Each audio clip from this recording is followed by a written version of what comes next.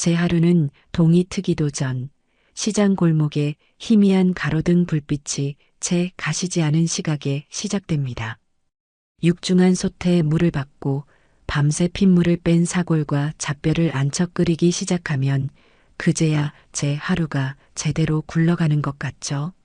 뭉근한 불 위에서 뽀얀 국물이 끓어오르는 소리, 주방의 스테인리스 조리대에 도마와 칼이 부딪히는 소리, 이 모든 것이 지난 20여 년간 제 삶을 채워온 익숙한 교양곡입니다.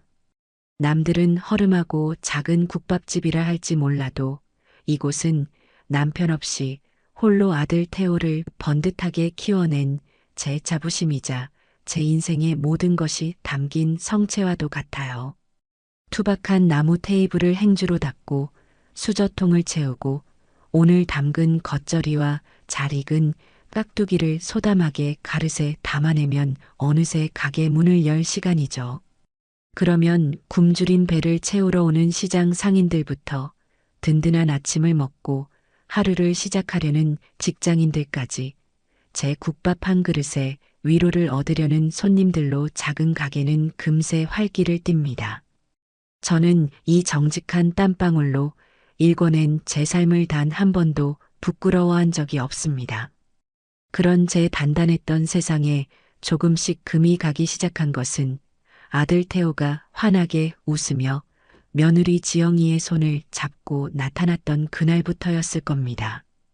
어머니, 지영이가 이제 어머니 힘드실까봐 가게 일 도와드린대요. 그 말을 듣는 순간 저는 세상을 다 얻은 것처럼 기뻤어요. 이제 저 고된 주방 일도 좀 덜겠구나. 살가운 며느리랑 도란도란 이야기 나누며 일하면 얼마나 좋을까. 그런 헛된 기대를 품었었죠. 하지만 지영이가 생각하는 일은 제가 아는 일과는 전혀 다른 것이었어요. 지영이는 가장 정신없는 점심시간이 폭풍처럼 휩쓸고 지나간 뒤 오후 2시가 다 되어서야 가게의 모습을 드러냈습니다. 마치 백화점 쇼핑이라도 나온 사람처럼 머리부터 발끝까지 화사하게 꾸민 채로 말이죠. 가게 문을 열고 들어서는 순간 진한 국밥 냄새를 이기려는 듯 코를 찌르는 향수 냄새가 먼저 저를 맞이했습니다. 어머니, 저 왔어요. 어우, 아직도 손님이 있네요? 냄새는 여전하고. 그것이 보통 지영이의 첫 인사였어요. 와서는 앞치마를 두르기는커녕 손님들 눈에 잘 띄는 홀을 어슬렁거리며 빗물 주전자를 채우는 척 이미 깨끗한 테이블을 마른 행주로 훔치는 척하는 게 전부였죠. 그러고는 이내 구석자리에 자리를 잡고 앉아 최신형 휴대폰만 뚫어져라 들여다보았습니다. 제가 주방에서 산더미처럼 쌓인 설거짓거리와 씨름하며 허리가 끊어질 듯 아파와도 지영이는 철저하게 모르는 척했습니다. 지영아, 미안한데 저기 쌓인 그릇들만 좀 안으로 날라다 주겠니? 제가 보다 못해 한마디 건네면 그제야 세상을 다 잃은 표정으로 느릿느릿 일어났습니다. 네. 아이고, 이걸 어느 세월에 다 닦아요? 손에 냄새 배는 거 싫은데. 투덜거림은 덤이었죠. 저는 그런 며느리를 보며 속이 부글부글 끓어올랐지만 꾹 참아냈습니다. 이제 막 한솥밥 먹게 된 새 식구인데 시작부터 모진 시어머니 소리를 듣고 싶지는 않았으니까요. 그렇게 하루 한두 시간 남짓 가게에서 시간을 보내다 가는 지영이에게 저는 아들놈의 성화에 못 이겨 꼬박꼬박 월급까지 챙겨주었습니다. 태호는 지영이가 고생하는데 그 정도는 챙겨줘야지라고 했지만 뭐가 고생이라는 건지 저는 도무지 알 수가 없었죠. 진짜 문제는 한 달 전쯤부터 시작되었어요. 그날도 여느 때처럼 고된 하루를 마치고 낡은 계산기 앞에 앉아 하루 수입을 정산하고 있었습니다. 지폐를 한 장 한 장 세고 동전까지 탈탈 털어 맞추어 보는데 이상하게도 장부의 매출과 현금이 딱 맞아떨어지지 않는 겁니다. 정확히 2만 원이 부족했어요. 내가 오늘 뭘 잘못 계산했나? 어휴, 나이가 드니 정신이 오락가락하는구나. 처음에는 그저 제 기억력을 탓하며 대수롭지 않게 넘겼습니다. 하지만 기이한 일은 다음 날도 그 다음 날도 계속되었습니다. 하루는 3만 원, 또 하루는 2만 5천 원. 액수는 조금씩 달랐지만 매일같이 돈이 부족했습니다. 제 평생 장사하면서 단 한 번도 겪어보지 못한 일이었어요. 매일 밤 저는 홀로 가게에 남아 돈을 세고 또 세며 고개를 갸웃거렸죠. 그러다 문득 섬뜩한 공통점 하나를 발견하게 되었습니다. 그렇게 돈이 비는 날은 단 하루도 빠짐없이 지영이가 가게에 나왔던 날이라는 사실을요. 저는 애써 고개를 저었습니다. 설마 했죠. 아무리 싹싹하지 않은 며느리라지만 어떻게 시어머니 가게에서 돈을 훔쳐갈 수 있겠어요. 그건 사람으로서 할 짓이 아니잖아요. 저는 나쁜 생각을 떨쳐내려 애썼지만 한번 피어오른 의심의 연기는 좀처럼 사라지지 않았습니다. 그날 이후 저는 지영이의 일거수일투족을 남몰래 유심히 살피기 시작했습니다. 놀랍게도 지영이는 제가 주방에 들어가 다음날 쓸 재료를 손질하거나 홀 안쪽 테이블을 치우러 간 그 짧은 틈을 귀신같이 알아채고 계산대 주위를 맴돌았습니다. 손님이 뜸할 때면 괜히 계산기를 몇 번 눌러보는 척, 동전통을 정리하는 척하면서 아주 교묘하게 행동했죠.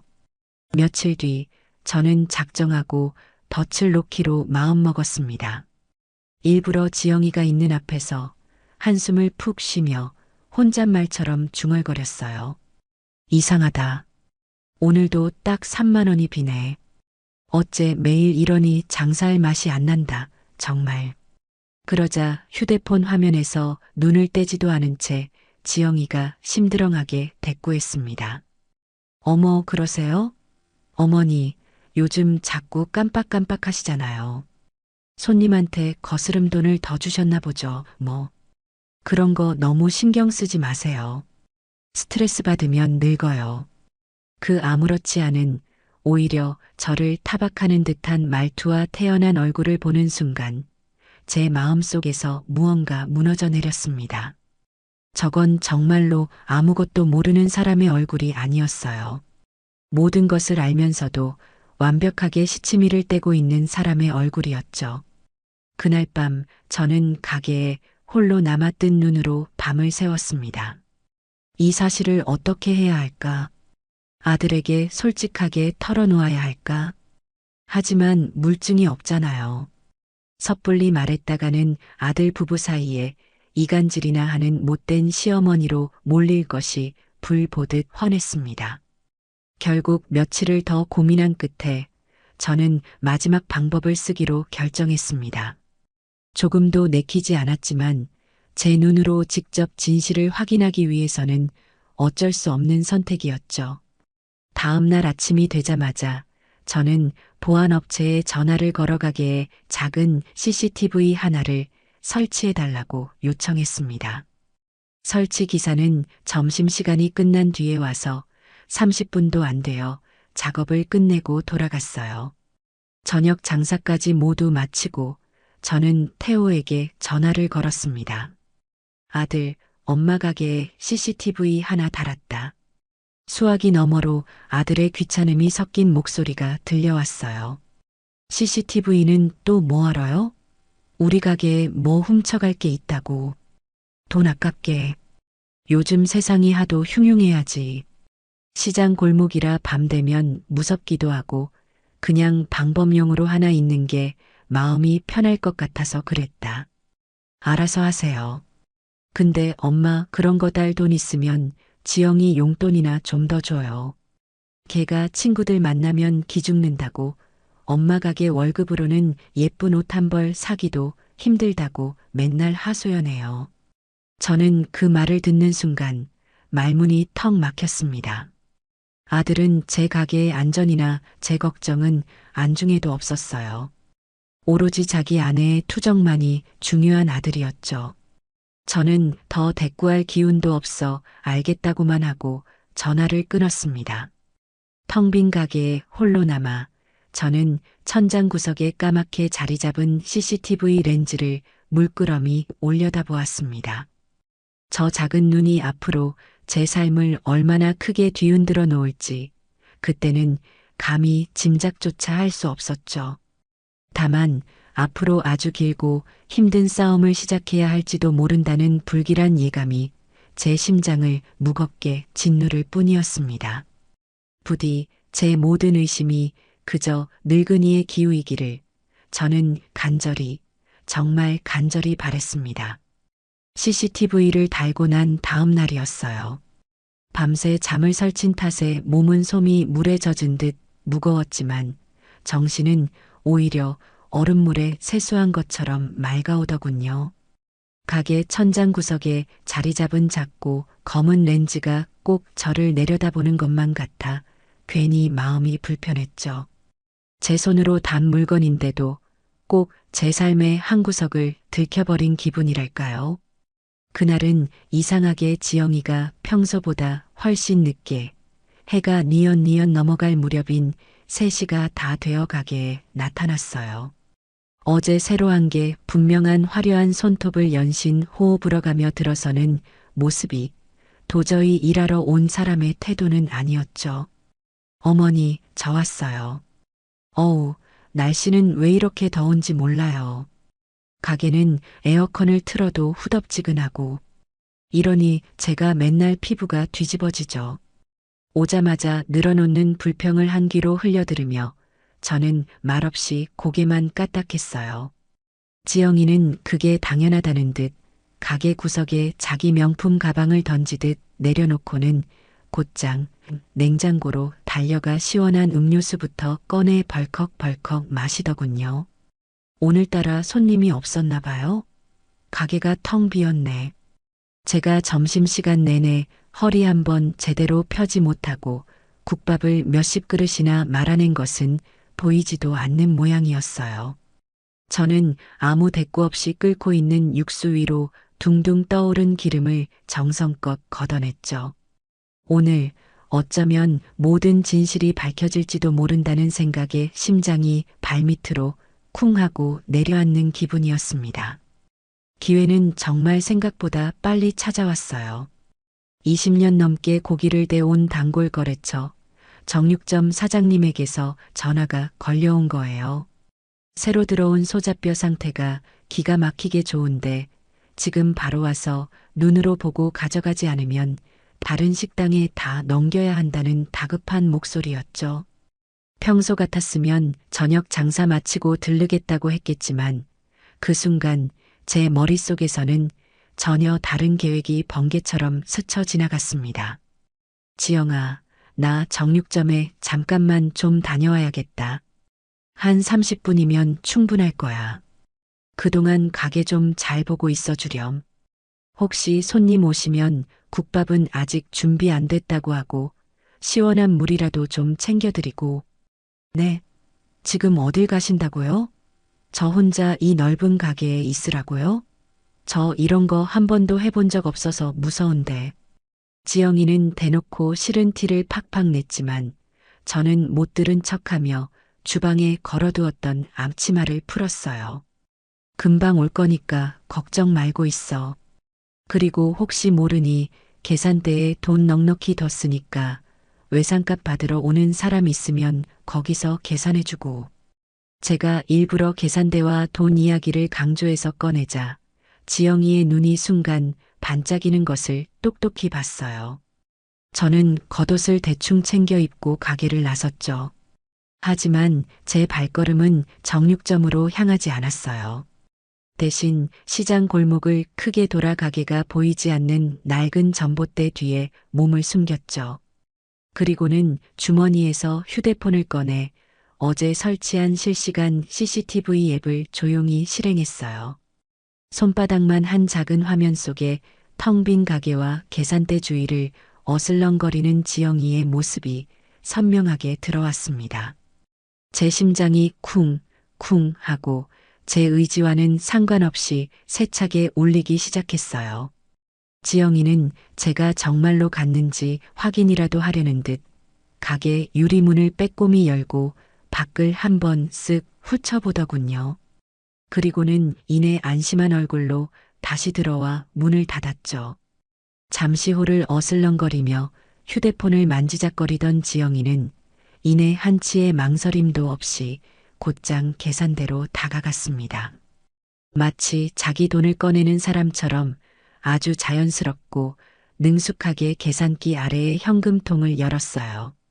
지영이는 그 안에 있던 10,000원짜리와 50,000원짜리 지폐를 몇 장 세어보는 척하더니 그중 50,000원권 한 장과 10,000원권 두 장을 재빨리 뽑아 자신의 하늘색 원피스 주머니 깊숙한 곳으로 찔러 넣었습니다.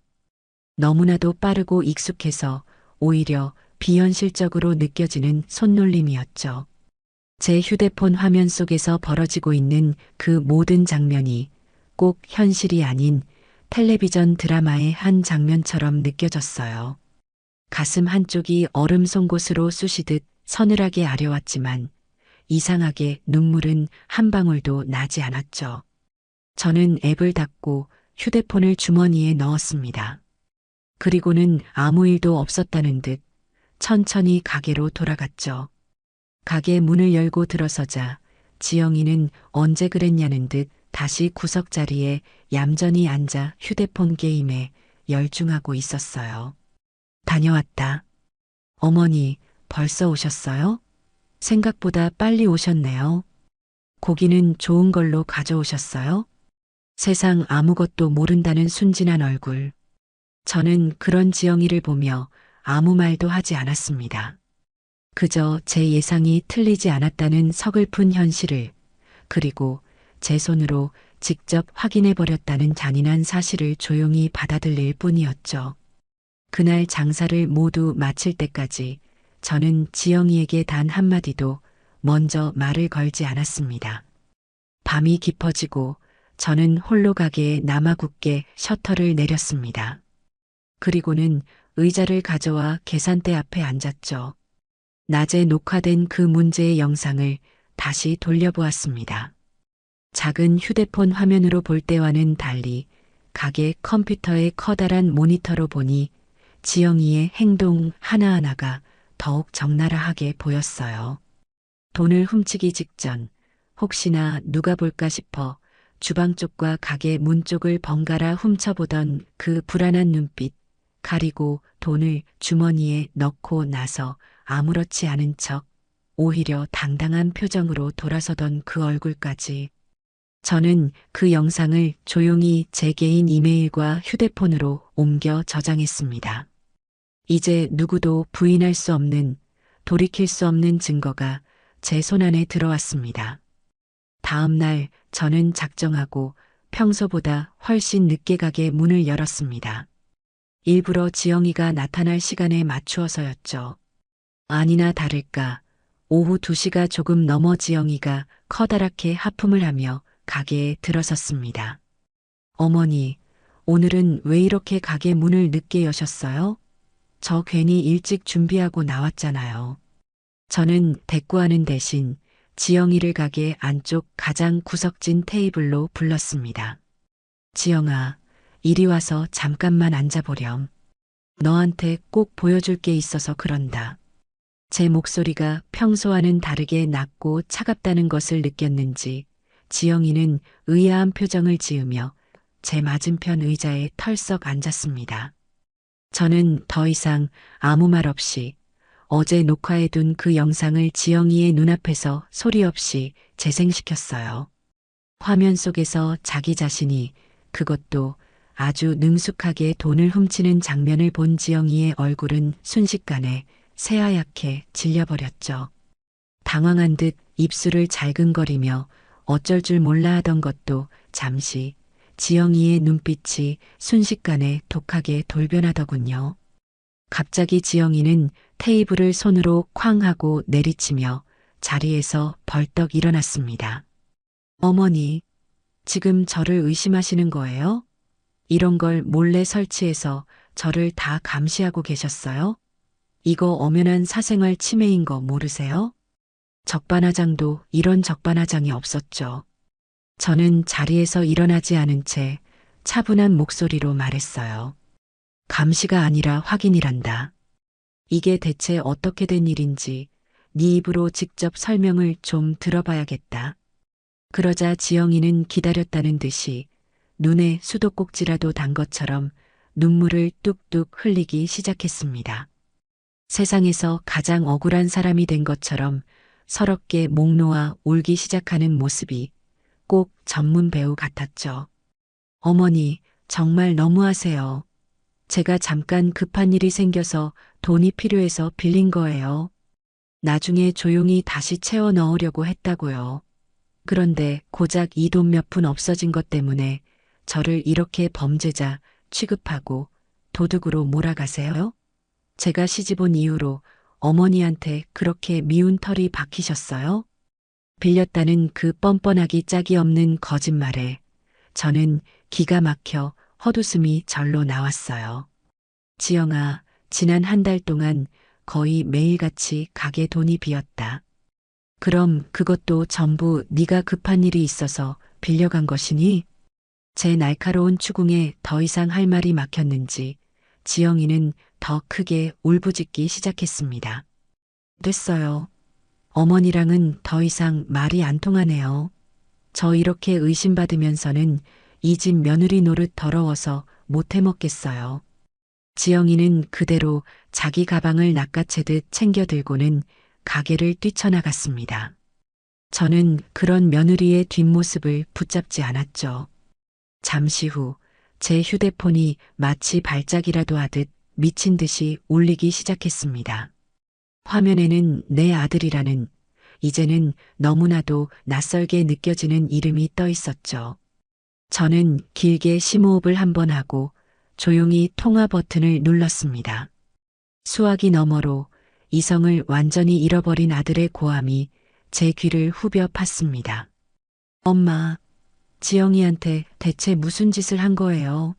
지금 애가 억울해서 죽겠다고 울고불고 난리가 났어요. 엄마가 당장 지영이한테 사과하세요. 저는 그저 기계처럼 조용히 대답했어요. 태호야, 일단 흥분부터 가라앉히고 가게로 좀 오렴. 와서 직접 네 눈으로 모든 걸 확인하고 나서 다시 이야기하자. 하지만 아들은 제 말을 들을 생각조차 없어 보였습니다. 확인은 뭘 확인해요?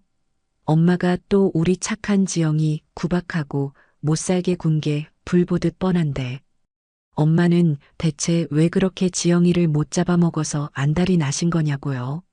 제가 당장 그리로 갈 테니까 엄마는 우리 지영이한테 무릎 꿇고 사과할 준비나 단단히 하고 계세요. 전화는 그렇게 일방적으로 끊겼습니다. 저는 쿵쾅거리는 가슴을 애써 진정시키며 잠시 후 들이닥칠 아들을 기다렸죠. 이제 정말 이 지긋지긋한 연극을 끝내야 할 시간이 바로 눈앞까지 다가오고 있었습니다. 태호가 가게에 도착하기까지는 30분도 채 걸리지 않았어요. 가게 문이 부서져라 열리고 성난 황소처럼 씩씩거리며 들어서는 아들의 얼굴은 분노로 시뻘겋게 달아올라 있었죠.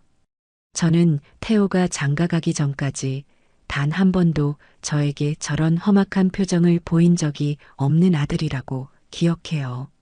하지만 지금 제 앞에 서 있는 저 남자는 더 이상 제 아들이 아니라 오로지 문지영의 남편일 뿐이었죠. 엄마, 여기가 어디라고 지영이를 울려서 내보내요. 애가 너무 놀라서 길에서 쓰러지기라도 하면 어쩔 뻔했어요. 아들은 가게에 들어오자마자 제게 삿대질부터 하며 언성을 높였습니다. 저는 자초지종을 설명할 아주 작은 기회조차 얻지 못했죠. 태호야, 일단 좀 앉아서 차분하게 이야기 좀. 앉기는 어딜 앉아요.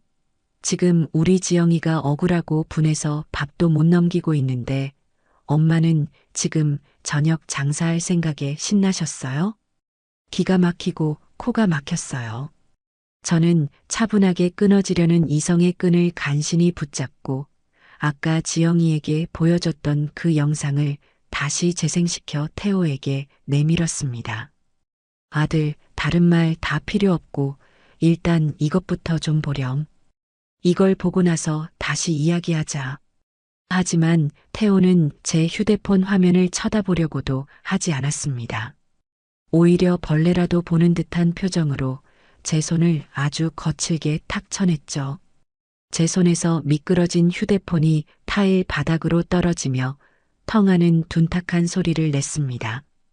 이딴 거 볼 필요 없어요. 안 봐도 뻔하잖아요.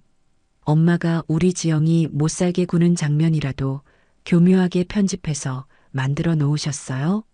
엄마, 저한테 정말 실망이에요. 어떻게 한 가족이 된 사람을 그렇게 못 믿으세요? 못 믿는 게 아니라 이게 사실이니까. 사실은 무슨 놈의 사실. 엄마가 평소에 지영이한테 얼마나 모질게 대하고 사사건건 닥달했으면 애가 오죽했겠냐고요. 가게에서 돈 몇 푼 사라졌으면 엄마가 그냥 모르는 척 채워 넣으면 그만이지. 그걸 굳이 애를 잡아서 돈내 망신을 줘야 했어요? 아들의 입에서 쏟아져 나오는 말들은 날카로운 유리 조각이 되어 제 심장에 하나하나 박히는 것 같았어요. 아, 내 아들놈은 이미 정상이 아니구나. 저 여자의 거짓 눈물에 눈이 멀고 귀가 멀어 눈앞에 진실을 볼 생각조차 없는 거구나. 저는 바닥에 나뒹구는 휴대폰을 주워들 생각도 하지 못한 채 그저 제 아들의 얼굴을 멍하니 바라보았습니다. 제 침묵을 긍정의 의미로 받아들인 건지 태호는 더욱 기세등등하게 저를 몰아세웠어요. 왜 아무 말이 없으세요? 이제 와서 좀 미안한 마음이 드세요? 우리 지영이 겉으로는 강한 척해도 속은 엄청 여려서 상처 한 번 받으면 정말 오래가는 애란 말이에요. 엄마 때문에 우리 애한테 무슨 문제라도 생기면 제가 엄마 절대로 용서 못할 줄 아세요. 우리 애라니요. 마치 제가 자기 아내를 잡아먹으려는 호랑이 시어머니라도 되는 것처럼 말하는 아들의 모습에 마지막까지 남아있던 아주 작은 정마저 산산조각 나는 기분이었습니다. 저는 마지막으로, 정말 마지막으로 아주 작은 기대를 걸고 아들에게 물었어요. 태호야, 그래서 너는 지금 네 엄마 말은 단 한마디도 들어보지 않고 무조건 네 아내의 눈물 섞인 말만 믿겠다는 거니? 그 질문에 태호는 1초의 망설임도 없이 오히려 당연하다는 듯이 대답했습니다. 당연하죠. 제가 죽도록 사랑해서 결혼한 제 아내잖아요. 엄마는 평생을 같이 살아온 가족이고 지영이는 제가 이제부터 평생을 책임지고 지켜줘야 할 여자라고요. 그 말을 듣는 순간 저는 모든 것을 포기했어요. 더 이상의 대화는 아무런 의미가 없었죠. 태호는 이내 제게 최후 통첩이라도 하듯 말했습니다. 제 아내를 울리는 사람은 그게 엄마라고 해도 저는 용서 못해요. 당장 지영이한테 가서 무릎 꿇고 진심으로 사과하세요. 만약 그렇게 못하시겠다면 저도 다시는 엄마 얼굴 볼 생각 없습니다. 저는 그 가짜는 협박에 아무런 대답도 하지 않았습니다. 그저 제 배 아파 낳은 저 어리석고 가여운 아들을 조용히 바라볼 뿐이었죠. 제 침묵에 더욱 화가 머리끝까지 치민 것일까요? 이성을 완전히 상실해버린 태호는 갑자기 제 앞으로 성큼 다가서더니 다짜고짜 오른손을 높이 들어 올렸습니다. 그리고 다음 순간 짝 하는 귀가 먹먹해질 정도로 날카로운 파열음과 함께 제 왼쪽 뺨에 불덩이가 떨어진 듯한 통증이 느껴졌습니다. 세상이 한순간 멈추는 것 같았어요. 가게 안의 모든 소음이 사라지고 제 귀에서는 윙하는 날카로운 이명만이 끝없이 맴돌았죠. 제 아들의 손바닥이 제 평생을 바쳐 키워낸 아들의 손이 제 뺨을 세차게 내리쳤습니다. 제 평생 먼저 세상을 떠난 제 남편에게도 맞아본 적 없는 뺨을 제 아들의 손에 맞은 겁니다. 충격으로 몸이 심하게 휘청거렸지만 저는 넘어지지 않으려 필사적으로 다리에 힘을 주고 버텼습니다. 고개가 돌아갔던 방향 그대로 저는 한동안 멈춰 서 있었습니다. 뺨에 타는 듯한 통증보다 심장이 갈기갈기 찢어지는 듯한 고통이 훨씬 더 컸습니다. 하지만 이상하게도 눈물은 나오지 않았어요. 오히려 머릿속이 얼음장처럼 차갑게 식으면서 복잡했던 모든 상황이 놀라울 정도로 명료하게 정리되기 시작했죠. 저는 천천히 고개를 돌려 다시 아들을 마주 보았어요. 아들은 자기가 방금 무슨 짓을 저질렀는지 스스로 깨달았는지 아니면 제 반응에 놀란 건지 살짝 당황한 얼굴로 저를 보고 있었습니다. 하지만 그 얼굴 어디에서도 미안함이나 후회 같은 감정은 단 한 조각도 찾아볼 수 없었죠. 저는 아무런 감정이 실리지 않은 제 자신도 놀랄 만큼 차분하고 냉정한 목소리로 입을 열었습니다. 그래, 이게 네 진심이구나. 아주 잘 알겠다. 그 말을 끝으로 저는 더 이상 아들을 쳐다보지 않았습니다. 대신 허리를 숙여 바닥에 떨어져 있던 제 휴대폰을 조용히 주워들었죠. 다행히 액정은 깨지지 않았더군요. 저는 휴대폰에 묻은 먼지를 손으로 툭툭 털어냈습니다. 그리고는 가게 출입문을 턱으로 가리키며 말했어요. 이제 볼일 다 끝났으면 그만 돌아가라. 그리고 내 가게에 다시는 발 들여놓을 생각 마라. 너랑 나 오늘부로 완전히 끝이다. 제 단호하고 싸늘한 태도에 태호는 잠시 할 말을 잃은 듯 보였습니다. 엄마, 지금 그게 무슨 말이에요? 못 들었니? 너는 이제 더 이상 내 아들이 아니고 나도 더 이상 네 엄마가 아니다. 그러니까 당장 내 눈앞에서 사라지라고. 저는 태호를 그대로 지나쳐 주방으로 들어갔습니다. 그리고는 앞치마를 고쳐 두르고 마치 방금 전 아무 일도 없었다는 듯이 저녁 장사를 위한 재료 손질을 시작했죠. 등 뒤에서 태호가 무어라 더 소리치는 것 같았지만 저는 듣지 않았습니다. 제 세상에서 박태호라는 존재는 바로 방금 전 제 뺨을 내리친 그 순간 완벽하고 영원하게 지워졌으니까요. 아들놈이 가게를 뛰쳐나가고 난 뒤에도 저는 한참 동안이나 말없이 깍두기만 썰었어요. 단단한 무가 칼날 아래서 서걱, 서걱하고 잘려나가는 소리만이 가게 안에 무거운 정적을 깨고 울렸죠. 뜨겁게 달아올랐던 뺨은 시간이 지나면서 어느새 감각이 무뎌졌지만 심장 가장 깊은 곳에서부터 차가운 분노가 시퍼런 칼날처럼 솟아오르는 것이 선명하게 느껴졌습니다. 주저앉아 울거나 절망에 빠져 있을 시간조차 아까웠어요. 제 머릿속은 앞으로 해야 할 일들의 순서를 정리하며 그 어느 때보다 빠르고 냉정하게 회전하기 시작했죠. 그날 저녁 장사를 어떻게 마쳤는지 잘 기억나지 않아요. 저는 마치 잘 짜인 기계처럼 손님을 받고 국밥을 내어주고 돈을 받았죠. 단골 손님들은 제 표정이 왜 그리 어둡고 굳어 있냐고 걱정하며 물었지만 저는 그저 몸이 좋지 않다는 말로 얼버무렸습니다.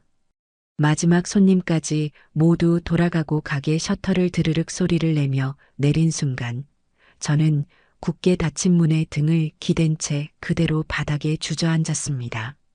하지만 그건 슬픔이나 절망 때문이 아니었어요. 앞으로 벌어질 거대한 폭풍을 오롯이 혼자 감당하기 위해 잠시 숨을 고를 시간이 필요했을 뿐입니다. 저는 자리에서 일어나 지난 20년간 단 한 번도 제대로 사용한 적 없던 가게 안쪽의 작은 창고 방으로 들어갔습니다. 그리고는 낡은 자개장 가장 깊숙한 곳, 헌 옷가지들 밑에 숨겨두었던 또 다른 휴대폰을 꺼내 들었죠. 이 휴대폰에 저장된 이름은 단 3개뿐이었어요. 그중 가장 첫 번째 이름, 최 변호사의 번호를 한치의 망설임도 없이 눌렀습니다. 신호음이 2번 울리기도 전에 언제나처럼 신뢰감 넘치는 중후한 남자의 목소리가 들려왔어요. 회장님, 오랜만입니다. 혹시 무슨 일 있으십니까? 최 변호사는 제 개인 자산관리인이자 저의 모든 법률적인 문제를 처리해주는 대리인이었죠.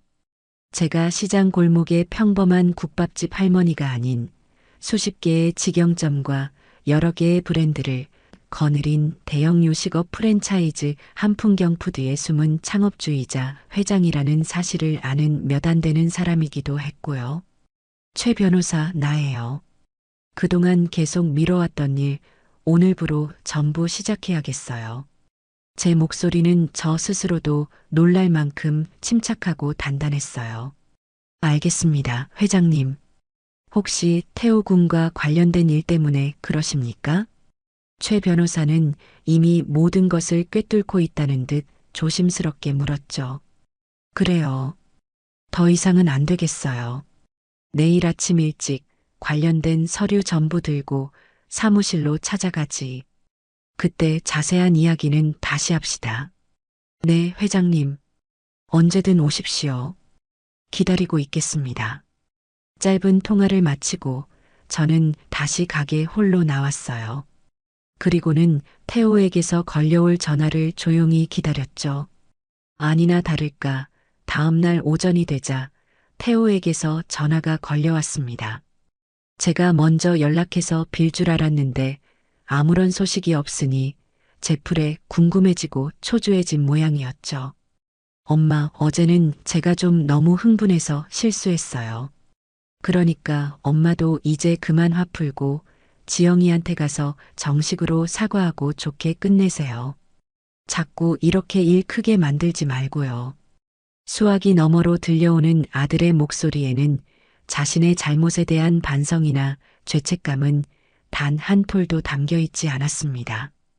오히려 이 모든 사태의 책임을 제게 떠넘기며 저를 가르치려 드는 그 오만한 태도에 실소가 터져 나왔죠. 제가 자기 아내에게 사과를 해야 이 모든 일이 해결된다고 굳게 믿고 있는 저 어리석음. 생각 좀 해보겠다. 저는 그 말만 차갑게 남기고 전화를 끊어버렸습니다. 더 이상 저놈의 목소리를 듣고 있을 이유도 가치도 없었으니까요. 저는 가게 문에 개인 사정으로 금일 하루 심리하라는 팻말을 큼지막하게 써서 걸어 잠그고 곧바로 택시를 잡아타고 시내 중심가에 있는 제 주거래 은행의 VIP 지점으로 향했습니다. 그리고는 제 개인 금고를 열었죠. 번쩍이는 금괴나 현금 다발 대신 그 안에는 지난 수십 년간 제가 피와 땀을 흘려 이룩한 모든 것의 증거들이 차곡차곡 잠들어 있었습니다. 가장 먼저 꺼내든 것은 태호 부부가 지금 살고 있는 강남의 최고급 주상복합 아파트 등기부등본이었어요. 태호는 제가 그 집을 큰맘 먹고 사줬다고 알고 있지만 사실 그 아파트의 진짜 소유주는 제 개인 명의가 아닌 제 회사 한풍경푸드의 법인 명의로 되어 있었죠. 태호는 그저 회사에서 복지 차원으로 제공하는 사택에 월세 한 푼 내지 않고 편하게 살고 있었을 뿐입니다. 다음으로 꺼내든 서류는 태호가 매일같이 자기 몸보다 더 아끼며 자랑하고 다니는 독일제 고급 외제차의 리스 계약서였습니다. 역시나 계약 당사자는 한풍경푸드 법인이었고 매달 나가는 수백만 원의 리스료와 비싼 보험료는 모두 제 회사 법인 카드에서 자동으로 결제되고 있었죠.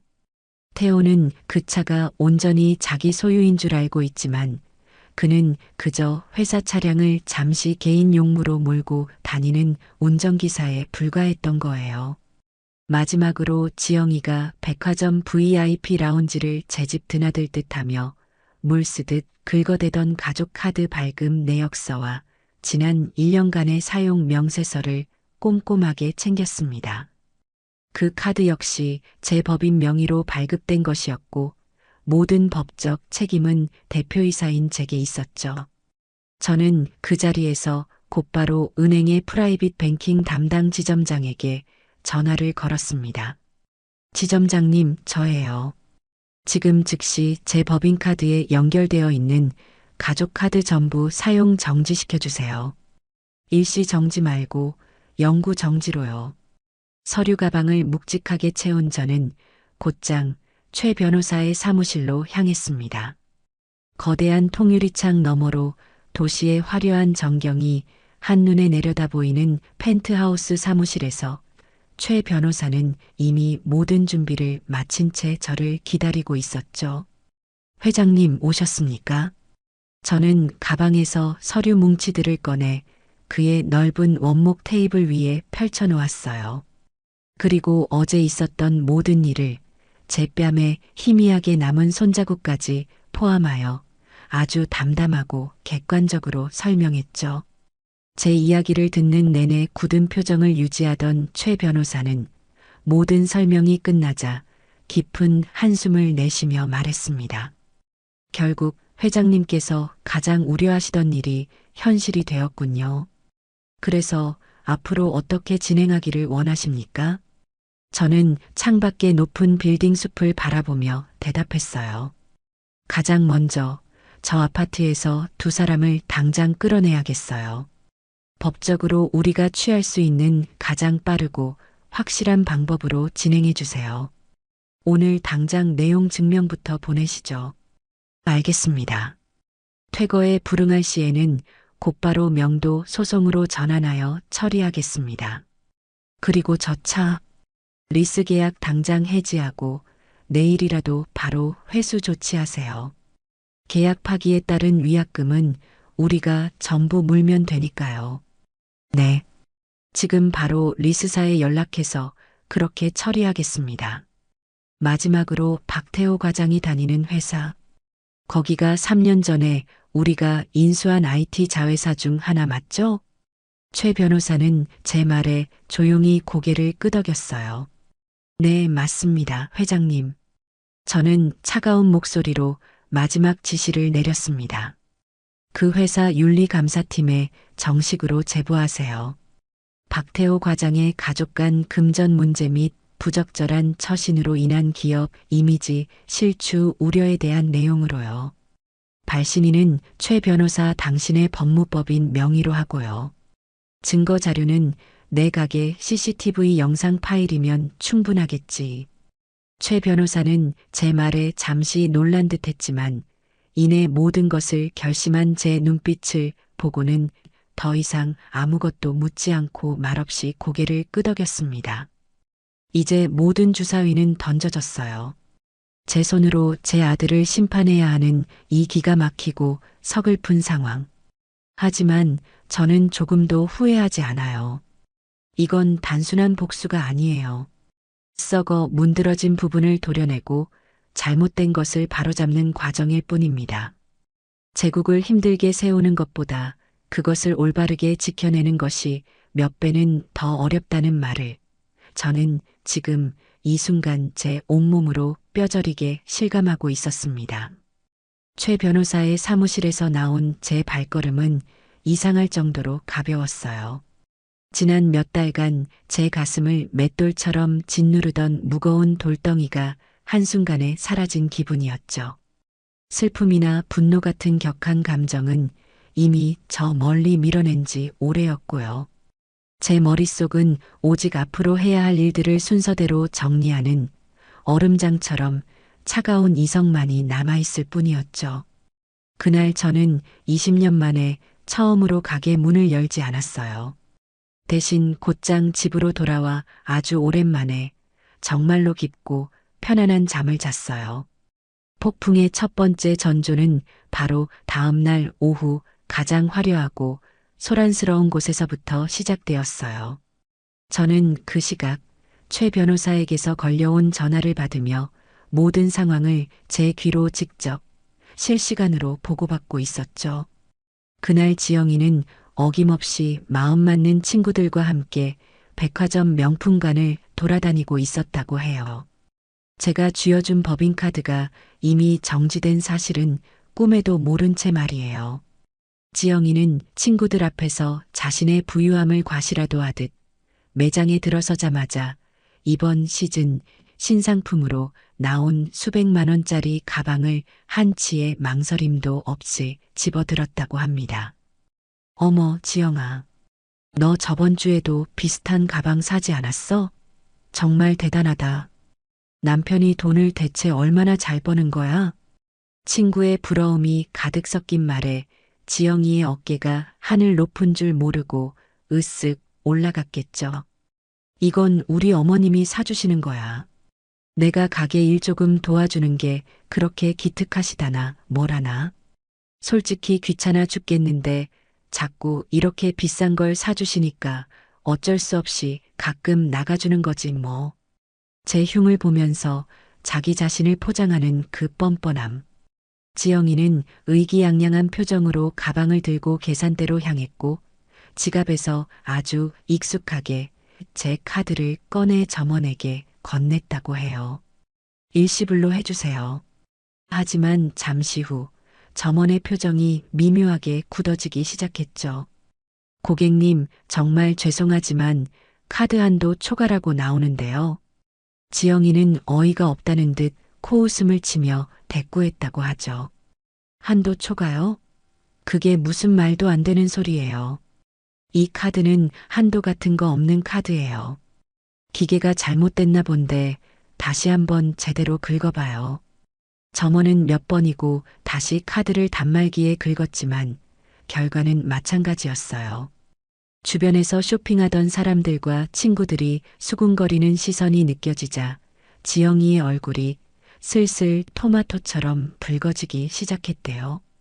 아니, 이 기계가 고장난 게 분명하네.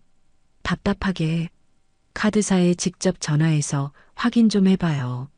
우리 어머님이 어떤 분이신 줄 알고 감히. 결국 점원은 카드사 고객센터에 직접 전화를 걸었고 잠시 후 아주 곤란하고 난처한 표정으로 지영이에게 말했어요. 고객님, 정말 죄송합니다만 확인해 본 결과 카드 소유주 본인의 직접적인 요청으로 이 카드는 어제 날짜로 영구 사용 정지 처리가 되었다고 합니다. 그 말을 듣는 순간 지영이의 얼굴은 잘 닦은 백자처럼 새하얗게 질려버렸다고 해요. 영구 정지라는 말이 무슨 뜻인지 모를 리가 없었겠죠. 친구들은 애써 안타까운 척 등을 토닥이며 위로했지만 그들의 눈에는 숨길 수 없는 조롱과 고소함이 가득했다고 합니다. 결국 지영이는 그토록 갖고 싶어 하던 비싼 가방을 계산대 위에 도로 올려놓고 불타는 얼굴로 매장을 뛰쳐나올 수밖에 없었죠. 그날 저녁 저는 최 변호사로부터 카드 정지 이후 지영이가 평소 즐겨 찾던 고급 레스토랑과 피부 관리실에서도 결제를 시도하다가 연달아 망신을 당했다는 추가적인 보고를 전해 들었어요. 두 번째 타격은 당연히 그 남편인 태호에게로 향했죠. 그 시각 태호는 회사에서 중요한 프레젠테이션을 아주 성공적으로 막 끝내고 한껏 자신감에 찬 얼굴로 퇴근 준비를 하고 있었을 거예요. 늘 그랬던 것처럼 지하 주차장에 고이 모셔둔 자신의 번쩍이는 독일제 세단을 향해 기분 좋게 걸어갔죠. 그런데 차 문을 열려던 바로 그 순간 낯선 번호로 전화 한 통이 걸려왔습니다. 네, 박태호입니다만. 안녕하십니까, 고객님. 저희는 차량 금융을 담당하는 회사입니다. 고객님께서 현재 운용 중이신 차량의 리스 대금이 2달째 미납 상태라 확인차 연락드렸습니다. 태호는 어이가 없다는 듯 헛웃음을 흘리며 대답했다고 해요. 미납이요? 그게 무슨 말씀이십니까? 제 리스료는 매달 지정된 날짜에 자동으로 이체되고 있는데요. 그쪽 전산에 무슨 오류가 있나 본데 다시 제대로 확인하고 연락 주세요. 하지만 수화기 너머에서는 감정이 섞이지 않은 단호한 목소리가 흘러나왔죠. 고객님, 저희 쪽 전산에는 아무런 문제가 없습니다. 리스 계약의 주체인 귀사의 모기업 측에서 지난달부터 리스료 지급을 공식적으로 중단한 것으로 확인됩니다. 계약서에 명시된 대로 이번 주 금요일까지 미납된 금액이 해결되지 않을 시 저희는 즉시 차량 회수 절차에 들어갈 예정입니다. 모기업이라는 단어를 듣는 순간 태호의 머릿속이 복잡하게 꼬여 들어가기 시작했겠죠. 그 차는 제가 사준 것이 아니라 제가 소유한 회사의 법인 명의로 리스해주고 있던 것이었으니까요. 태호는 당황해서 언성을 높이며 따져 물었지만 금융사 직원은 기계처럼 같은 말만 반복할 뿐이었어요. 결국 태호는 그날 자신의 분신처럼 아끼던 차를 주차장에 그대로 세워두고 평생 타본 적 없는 찝찝한 기분으로 만원 버스에 몸을 싣고 퇴근해야만 했죠. 그가 그토록 자랑스러워하던 에마가 사실은 자기 것이 아니었다는 사실을 어렴풋이 그리고 아주 불길하게 깨닫기 시작하면서요. 그날 밤 태호 부부의 집은 그야말로 얼음장 같은 전쟁터였을 겁니다. 지영이는 백화점에서 당한 망신에 대한 분풀이를 온전히 태호에게 해댔을 거고 태호는 영문도 모를 리스료 미납 문제로 머리가 터질 지경이었겠죠. 서로에게 책임을 떠넘기며 삿대질을 하고 있을 바로 그 순간 그들의 불행에 마침표를 찍을 마지막 한 방이 날아들었습니다. 딩동. 아파트 인터폰이 울렸고 관리사무소라는 차분한 안내 멘트가 흘러나왔어요. 박태호님 댁 맞으십니까? 잠시 안내 말씀드립니다. 다음 달부터는 월세 및 관리비 납부 계좌가 변경될 예정이니 착오 없으시길 바랍니다. 새로운 임대인 측 법무법인에서 조만간 정식으로 관련 안내문을 우편으로 발송할 예정이라고 합니다. 월세 그리고 임대인이라는 단어를 듣는 순간 두 사람은 잠시 말을 잃고 서로의 얼굴만 쳐다보았을 겁니다. 그들은 자기들이 사는 이 최고급 주상복합 아파트가 당연히 제 명의로 된 자가인 줄로만 철석같이 믿고 있었을 테니까요. 하지만 현실은 전혀 달랐죠. 그 집은 월세였고 그 비싼 월세를 지난 몇 년간 군소리 없이 꼬박꼬박 내주고 있던 진짜 집주인은 바로 저였던 거예요. 이제 그 임대차 계약마저 곧 끝날 것이라는 냉정한 통보였어요. 지영이는 아마 그 자리에서 그대로 주저앉아 절규했을 겁니다. 태호는 망연자실한 얼굴로 넓은 거실을 의미 없이 서성였겠죠. 카드, 자동차, 그리고 집까지. 자신들이 당연하게 누리던 모든 것들이 사실은 모래 위에 지은 성처럼 허망하고 위태로운 것이었다는 사실을, 그리고 그 모든 것의 손잡이를 제가 단단히 쥐고 있었다는 사실을 그제야 뼈저리게 아주 고통스럽게 깨닫기 시작했을 거예요. 하지만 그건 아직 시작에 불과했죠. 돈줄을 끊는 것은 제가 그들을 위해 준비한 아주 차가운 전체 요리일 뿐이었으니까요. 경제적인 압박이 그 두 사람의 숨통을 서서히 조여오기 시작했다면 제가 준비한 다음 단계는 그들이 돈보다 어쩌면 목숨보다 더 중요하게 생각하던 사회적인 체면과 거짓된 평판을 송두리째 무너뜨리는 것이었어요. 저는 그들이 스스로 정성껏 쌓아 올린 그 허영의 성을 다른 누구도 아닌 바로 그들 자신의 손으로 처참하게 무너뜨리게 만들고 싶었죠. 이 모든 계획 역시 최 변호사의 유능하기 짝이 없는 팀을 통해 한치의 오차도 없이 아주 은밀하고 신속하게 진행되었어요. 첫 번째 목표는 당연히 며느리 지영이었죠. 지영이는 하루의 절반 이상을 휴대폰에 콜을 받고 온라인 커뮤니티와 SNS에 매달려 사는 사람이었어요. 특히나 아이를 둔 그 지역의 엄마들이 모여 온갖 정보를 공유하는 맘카페에서는 나름대로 상당한 영향력을 가진 유명 인사로 통한다고 들었어요. 시도 때도 없이 고가의 유모차와 명품 아기 옷들을 자랑하고 남편과 시어머니의 재력을 은근히 과시하며 다른 회원들의 부러움과 질투를 사는 것이 그녀 인생의 유일한 낙이었으니까요. 바로 그곳이 지영이를 심판할 가장 완벽하고 효과적인 무대였습니다. 어느 날 저녁 수만 명의 회원이 활동하는 그 맘카페의 자유 게시판에 익명의 글 하나가 조용히 하지만 아주 의미심장하게 올라왔습니다. 제목 정말 기가 막히고 화가 나서 말이 안 나오네요. 저희 가게에서 실제로 일어난 일입니다. 글은 자신을 시장에서 작은 가게를 힘들게 운영하는 자영업자라고 소개하는 사람의 시점에서 아주 담담하게 시작되었어요. 내용은 감정적인 호소 없이 오히려 너무나도 구체적이고 상세해서 더 소름이 돋을 정도였죠. 최근 가게 일을 돕겠다고 들어온 며느리가 야금야금 가게 돈에 손을 대기 시작했다. 너무 속상했지만 물증이 없어 소가리만 하다가 결국 작은 CCTV를 달았고 아니나 다를까 며느리가 돈을 훔치는 장면을 똑똑히 잡았다.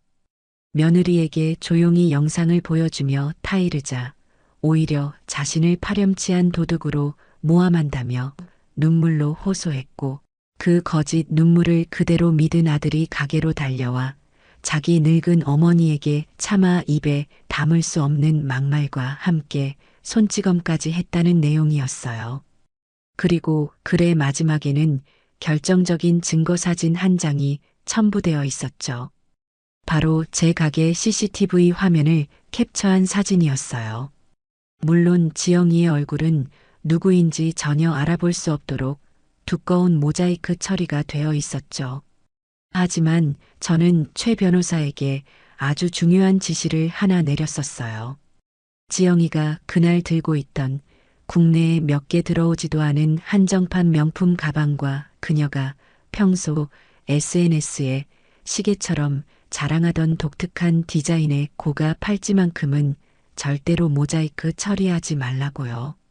그 글은 게시판에 올라온 지 1시간도 되지 않아 수백 개의 댓글이 달리며 폭발적인 반응을 불러일으켰습니다. 세상에 아들이 늙은 어머니를 때리다니. 정말 인간도 아니다. 며느리가 완전 싸가지네. 저런 며느리는 당장 머리끄덩이 잡아서 내쫓아야지. 처음에는 익명의 사건에 함께 분노하던 댓글들이 어느 순간부터 전혀 다른 방향으로 흐르기 시작했어요.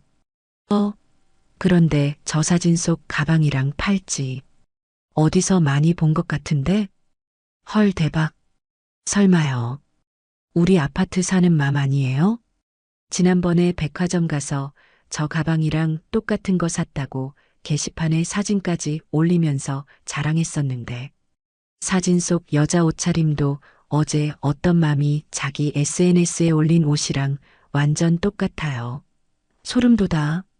누군가가 던진 작은 의심의 조각이 맞춰지기 시작하자 카페는 그야말로 발칵 뒤집혔습니다. 지영이와 평소 가깝게 지내며 댓글을 주고받던 회원들까지 나서서 사진 속 주인공이 그녀가 맞다고 증언하기 시작했죠. 지영이가 과거에 올렸던 온갖 자랑 글들이 하나둘씩 성지순례라는 이름으로 재소환되었고 그녀가 했던 모든 말들이 거짓과 허영으로 덕지덕지 포장된 것이었음이 만천하에 드러났어요. 그녀를 동경하고 부러워하던 시선은 순식간에 경멸과 조롱으로 바뀌었습니다. 지영이는 뒤늦게 글을 보고 자신의 모든 SNS 계정을 비공개로 전환했지만 이미 엎질러진 물이었죠. 그녀는 자신이 여왕처럼 군림하던 그 온라인 세상 속에서 하루아침에 시어머니 가게 돈이나 훔치고 남편 시켜서 사람까지 치게 만드는 파렴치한 여자로 낙인 찍히고 말았습니다. 다음 차례는 당연히 제 아들 태호였죠. 태호는 비록 그 인성은 바닥을 기었지만 나름대로 번듯한 IT 기업의 과장으로 일하며 회사 내에서는 일 잘하고 유능한 인재로 평가받고 있었죠. 그 회사에서의 평판과 직급이 그의 마지막 남은 자존심이라는 것을 저는 누구보다 잘 알고 있었습니다.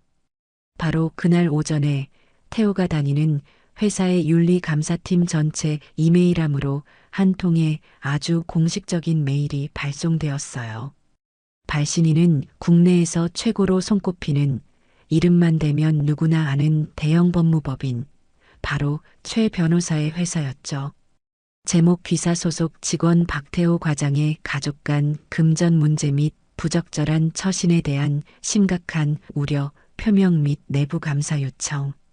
메일의 내용은 아주 간결하고 명확했지만 그 무게는 결코 가볍지 않았어요.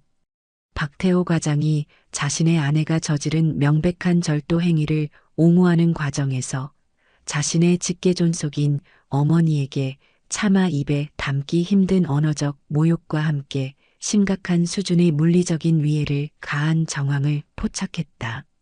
이는 귀사의 기업 이미지 및 윤리 강령에 심각하게 위배될 수 있는 중대한 사안으로 이에 대한 철저하고 공정한 내부 조사를 정식으로 요청한다는 내용이었죠. 그리고 메일에는 두 개의 작은 파일이 첨부되어 있었습니다. 하나는 지영이가 돈을 훔치는 장면이 고스란히 담긴 CCTV 영상 클립이었고, 다른 하나는 태호가 제게 고함을 치며 제 뺨을 때리던 순간의 소리가 너무나도 생생하게 녹음된 음성 파일이었어요. 제 가게 CCTV는 영상뿐만 아니라 소리까지 아주 선명하게 녹음되는 최신형이었거든요. 그 메일 한 통이 보수적인 기업 문화로 유명한 그 회사 내부에 불러온 파장은 상상을 초월했습니다. 태호는 그날 오후 부서의 모든 동료가 보는 앞에서 윤리감사팀 직원들에게 이끌려 투명한 유리벽으로 된 회의실로 불려 들어갔어요. 굳은 얼굴의 팀장과 마주 앉아 추궁당하는 태호의 모습을 모든 동료가 숨죽여 지켜보았죠. 회의실 안에서는 그날의 음성 파일이 재생되었고, 태호가 제게 내뱉었던 온갖 막말과 살과 살이 부딪히는 날카로운 소리가 희미하게 복도를 타고 새어 나왔다고 해요. 태호는 처음에는 완강히 부인하며 억울함을 호소하다가 빼도 박도 못하는 증거가 명백해지자 결국 모든 것을 실토할 수밖에 없었죠. 그는 그 자리에서 즉시 모든 업무에서 배제되고 대기 발령 조치를 받았어요. 사실상의 해고, 통보나 다름없는 조치였죠. 평생의 자랑이자 자부심이었던 회사는 이제 그에게 얼굴을 들고 다닐 수 없는 지옥 같은 공간이 되어버렸습니다. 마지막으로 저는 지영이의 친정 부모님 댁으로 두툼한 서류 봉투 하나를 보냈어요. 그냥 일반 우편이 아닌 받은 사람이 반드시 신분증을 제시하고 서명을 해야만 하는 내용 증명 우편으로요. 그 봉투 안에는 최 변호사의 법무법인 직인이 선명하게 찍힌 아주 차가운 공식 문서가 들어 있었죠. 제목귀 댁의 자녀 문지영 씨의 상습 절도 행위에 대한 피해, 원금 및 정신적 피해 보상 청구를 위한 사전 고지서.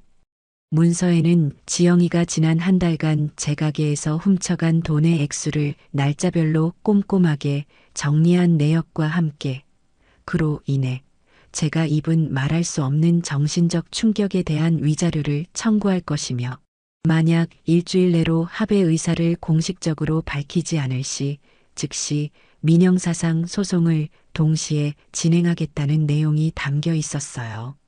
하나뿐인 딸이 좋은 곳에 시집가서 호의호식하는 줄만 철석같이 믿고 있던 지영이의 부모님은 난데없이 날아온 절도와 소송이라는 단어에 하늘이 무너지는 듯한 충격을 받았을 겁니다.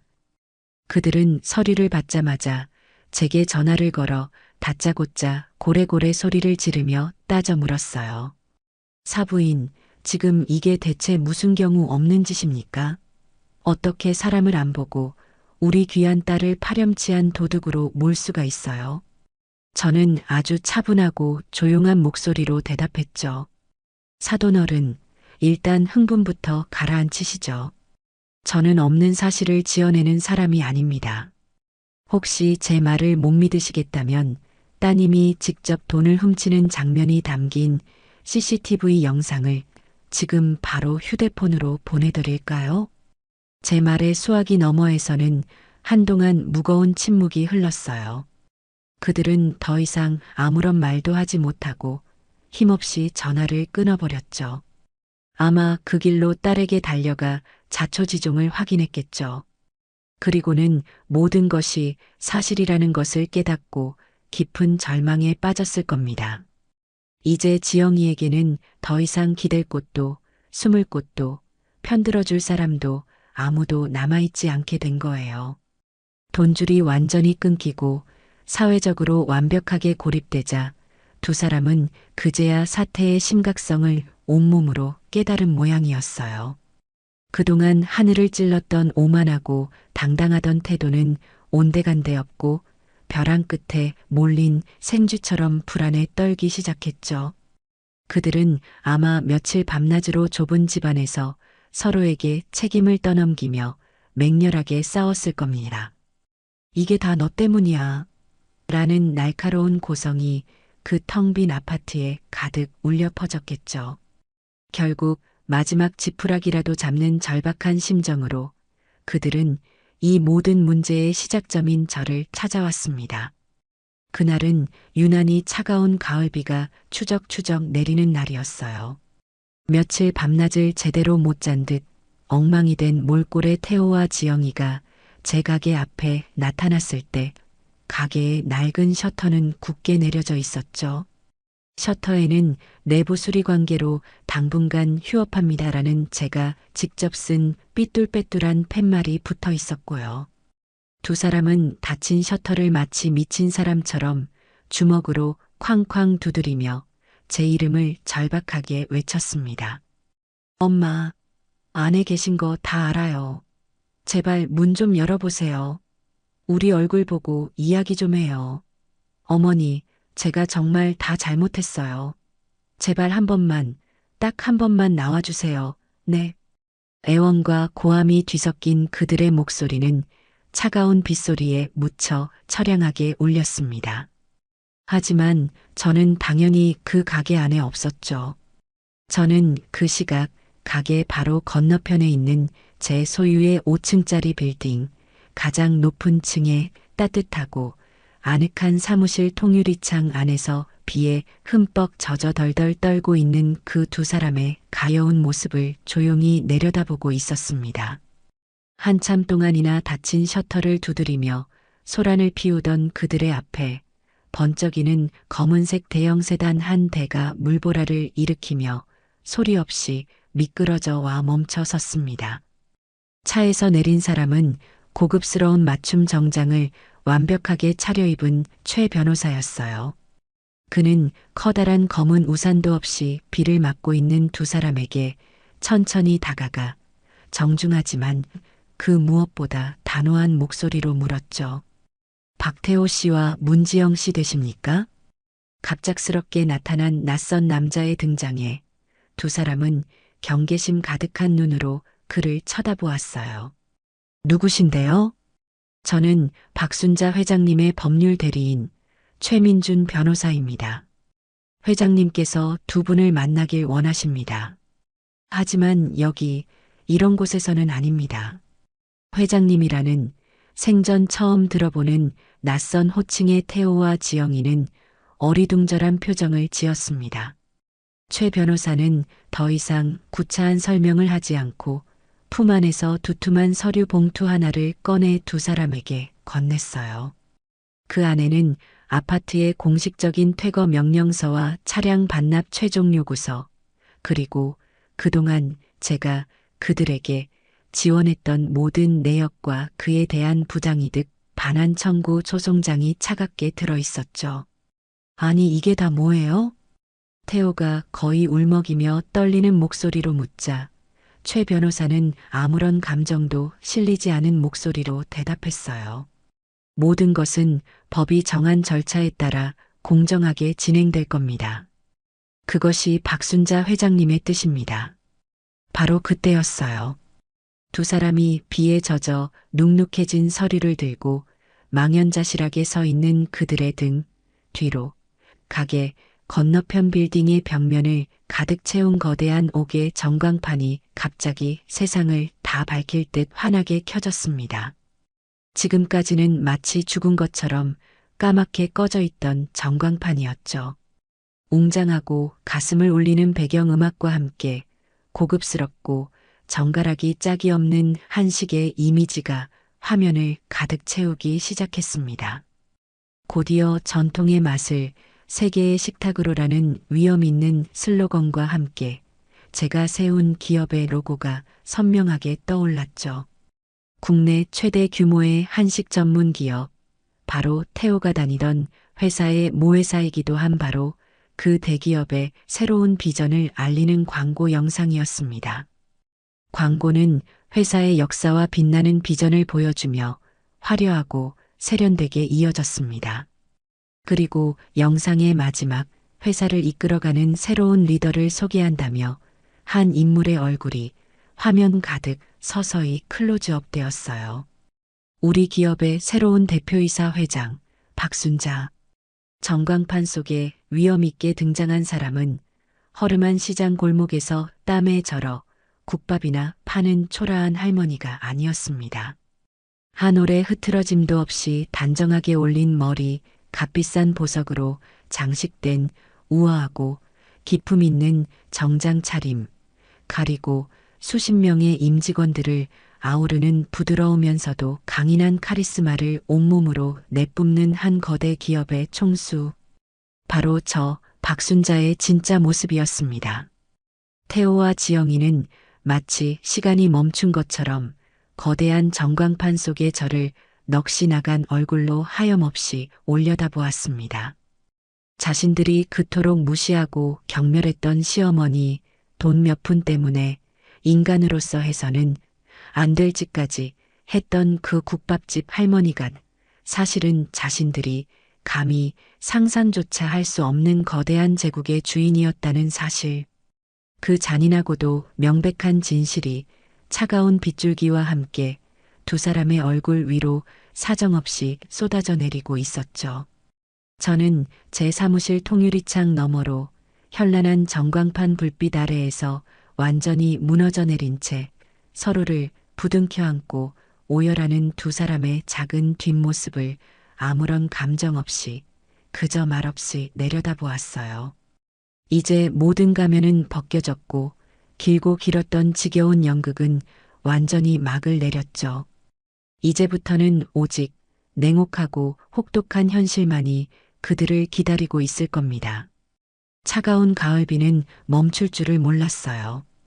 거대한 전광판 불빛 아래에서 태호와 지영이는 흠뻑 젖은 생쥐꼴로 한참이나 서 있더군요. 모든 것을 잃어버린 사람들의 텅 빈 뒷모습이었죠. 한참을 그렇게 서로를 부둥켜 안고 울던 그들은 이내 모든 분노와 원망을 서로에게 쏟아내기 시작했어요. 다 너 때문이야. 너만 아니었으면, 네가 가게 돈만 훔치지 않았어도 이런 일은 없었어. 태호가 먼저 지영이의 어깨를 거칠게 밀치며 소리쳤어요. 그러자 지영이도 지지 않고 악을 쓰며 대꾸했죠. 뭐, 나 때문이라고? 웃기지 마. 돈 몇 푼 훔친 게 그렇게 큰 죄야? 네가 우리 어머니 뺨만 때리지 않았어도 이 지경까지는 안 왔어. 이 모든 건 다 네가 네 엄마를 때렸기 때문이라고. 이 멍청한 놈아. 뭐, 이 여자가 지금 미쳤나? 네가 먼저 나한테 거짓말하고 울고불고 매달렸잖아. 엄마가 너 괴롭힌다고, 억울하다고. 그래서 내가 네 편 들어준 거 아니야. 편? 이게 편 들어준 결과야? 아주 홀랑 다 망해먹었잖아. 우리 인생을 네 손으로 다 박살내놓고 이제 와서 내 탓을 해? 빗속에서 벌어지는 그들의 추악한 싸움을 저는 더 이상 지켜보지 않았어요. 볼 가치도 없었죠. 저는 최 변호사에게 눈짓으로 모든 것을 맡긴 채 조용히 제 사무실을 빠져나왔습니다. 그들이 어떻게 되든 이제 저와는 아무런 상관이 없는 일이었으니까요. 최 변호사는 두 사람의 볼썽사나운 다툼을 잠시 지켜보다가 이내 낮은 목소리로 그들의 싸움을 중단시켰다고 해요. 두 분, 이런다고 해서 달라지는 것은 아무것도 없습니다. 일단 오늘 보내드린 서류 내용부터 꼼꼼히 확인하시고 앞으로 어떻게 하실지 각자 결정하셔야 할 겁니다. 그리고는 두 사람에게 자신의 명함을 한 장씩 건넸죠. 혹시라도 박순자 회장님께 용서를 구하고 싶으시다면 이제부터는 저를 통해서만 연락이 가능합니다. 회장님께 직접 연락하거나 다시 가게를 찾아오는 일은 없길 바랍니다. 그런 행동은 상황을 더욱 악화시킬 뿐이니까요. 그 말을 끝으로 최 변호사는 더 이상 그들을 상대하지 않고 차에 올라타 유유히 사라졌다고 합니다. 칠흑 같은 어둠과 차가운 빛 속에 두 사람은 망연자실한 얼굴로 서로를 노려보며 한참이나 더 서 있었다고 하더군요. 그날 밤 그들은 월세였단 사실을 각 깨닫게 된 그 차가운 집으로 돌아갔겠죠. 집안의 모든 물건들이 이전과는 다르게 느껴졌을 거예요. 푹신한 소파도 화려한 샹들리에도 모두 자신들의 것이 아니라는 사실을 깨달았을 테니까요. 그 집에서 두 사람은 밤새도록 서로를 핥히고 물어뜯었다고 해요. 지영이는 거실에 있는 값비싼 도자기를 바닥에 내던지며 울부짖었죠. 어떻게 나한테 이럴 수가 있어. 너 우리 엄마한테는 뭐라고 말할 거야. 네가 다 책임진다며. 평생 나 행복하게 해준다며. 이게 행복이야? 이게 행복이냐고. 태호도 지지 않고 소리쳤어요. 그러는 너는 우리 엄마한테 어떻게 했어? 우리 엄마가 어떤 사람인 줄도 모르고 국밥집 할머니라고 무시하고 돈이나 훔치고 네 허영심 때문에 우리가 이 꼴이 된 거야. 알아? 허영심? 그래, 나 허영심 많아. 근데 너는 아니었어? 너도 내 덕에 좋은 차 타고 좋은 집 살면서 어깨 펴고 다녔잖아. 이제 와서 왜 나한테만 그래? 그들의 사랑은 돈이라는 모래 위에 지은 성이었어요. 돈이라는 기반이 사라지자 성은 너무나도 쉽게 무너져 내렸죠. 바로 그때 지영이의 휴대폰이 미친 듯이 울리기 시작했어요.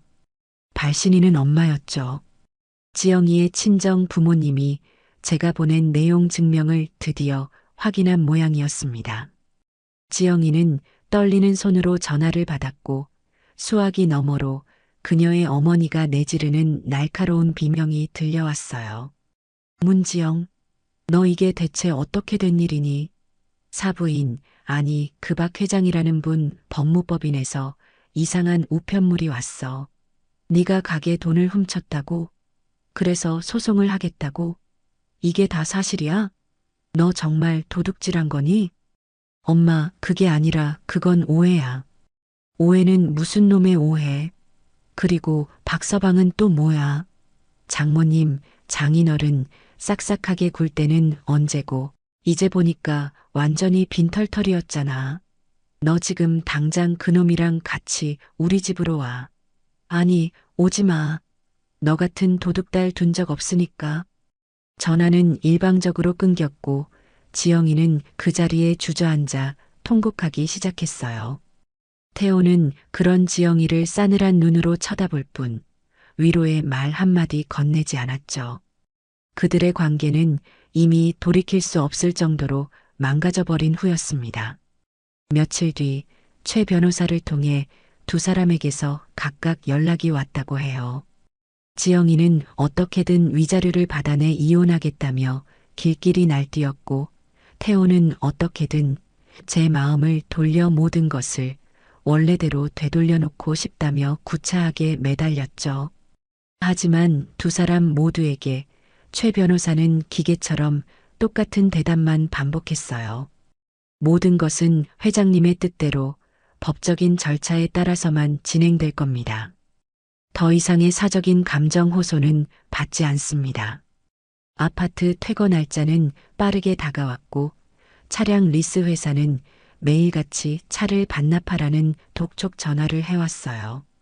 태호는 결국 대기 발령 상태에서 버티지 못하고 회사에 사직서를 제출했죠. 지영이는 맘카페에서 완전히 제명당했고 그녀와 어울리던 모든 친구들은 그녀의 연락처를 차단해버렸습니다. 그들이 누리던 세상은 그렇게 한 조각 한 조각 완벽하게 부서져 내리고 있었어요. 결국 두 사람은 이혼 서류에 도장을 찍었어요. 제가 그들에게 주었던 모든 것들이 사라지자 그들이 함께 있어야 할 이유도 함께 사라져버린 거죠. 이혼 조정 기일은 아주 짧고 간단하게 끝났다고 해요.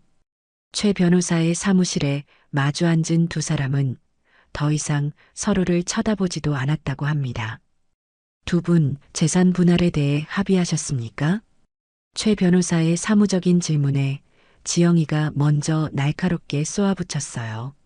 합의는 무슨 합의요? 이 남자는 가진 게 아무것도 없는 빈털털이에요. 저 아파트, 저 차, 전부 다 저 남자 것이 아니었다고요. 제가 이 결혼 생활 동안 입은 정신적인 피해에 대한 위자료나 두둑하게 챙겨줘야 하는 거 아니에요? 그러자 태호가 기가 막힌다는 듯 헛웃음을 치며 대꾸했죠. 위자료? 정신적 피해? 야, 문지영. 너 정말 양심이라는 게 없구나. 이 모든 사태를 누가 만들었는데? 네가 우리 엄마 돈만 훔치지 않았어도, 아니, 네가 나한테 와서 거짓 눈물만 흘리지 않았어도 우린 이렇게 안 됐어. 위자료를 받아야 할 사람은 바로 나야. 뭐? 거짓 눈물? 너는 그게 거짓말인 줄도 모르고 좋다고 속아 넘어간 등신이잖아. 누가 누굴 탓해? 두 사람의 유치한 싸움은 최 변호사의 한마디에 의해 중단되었어요.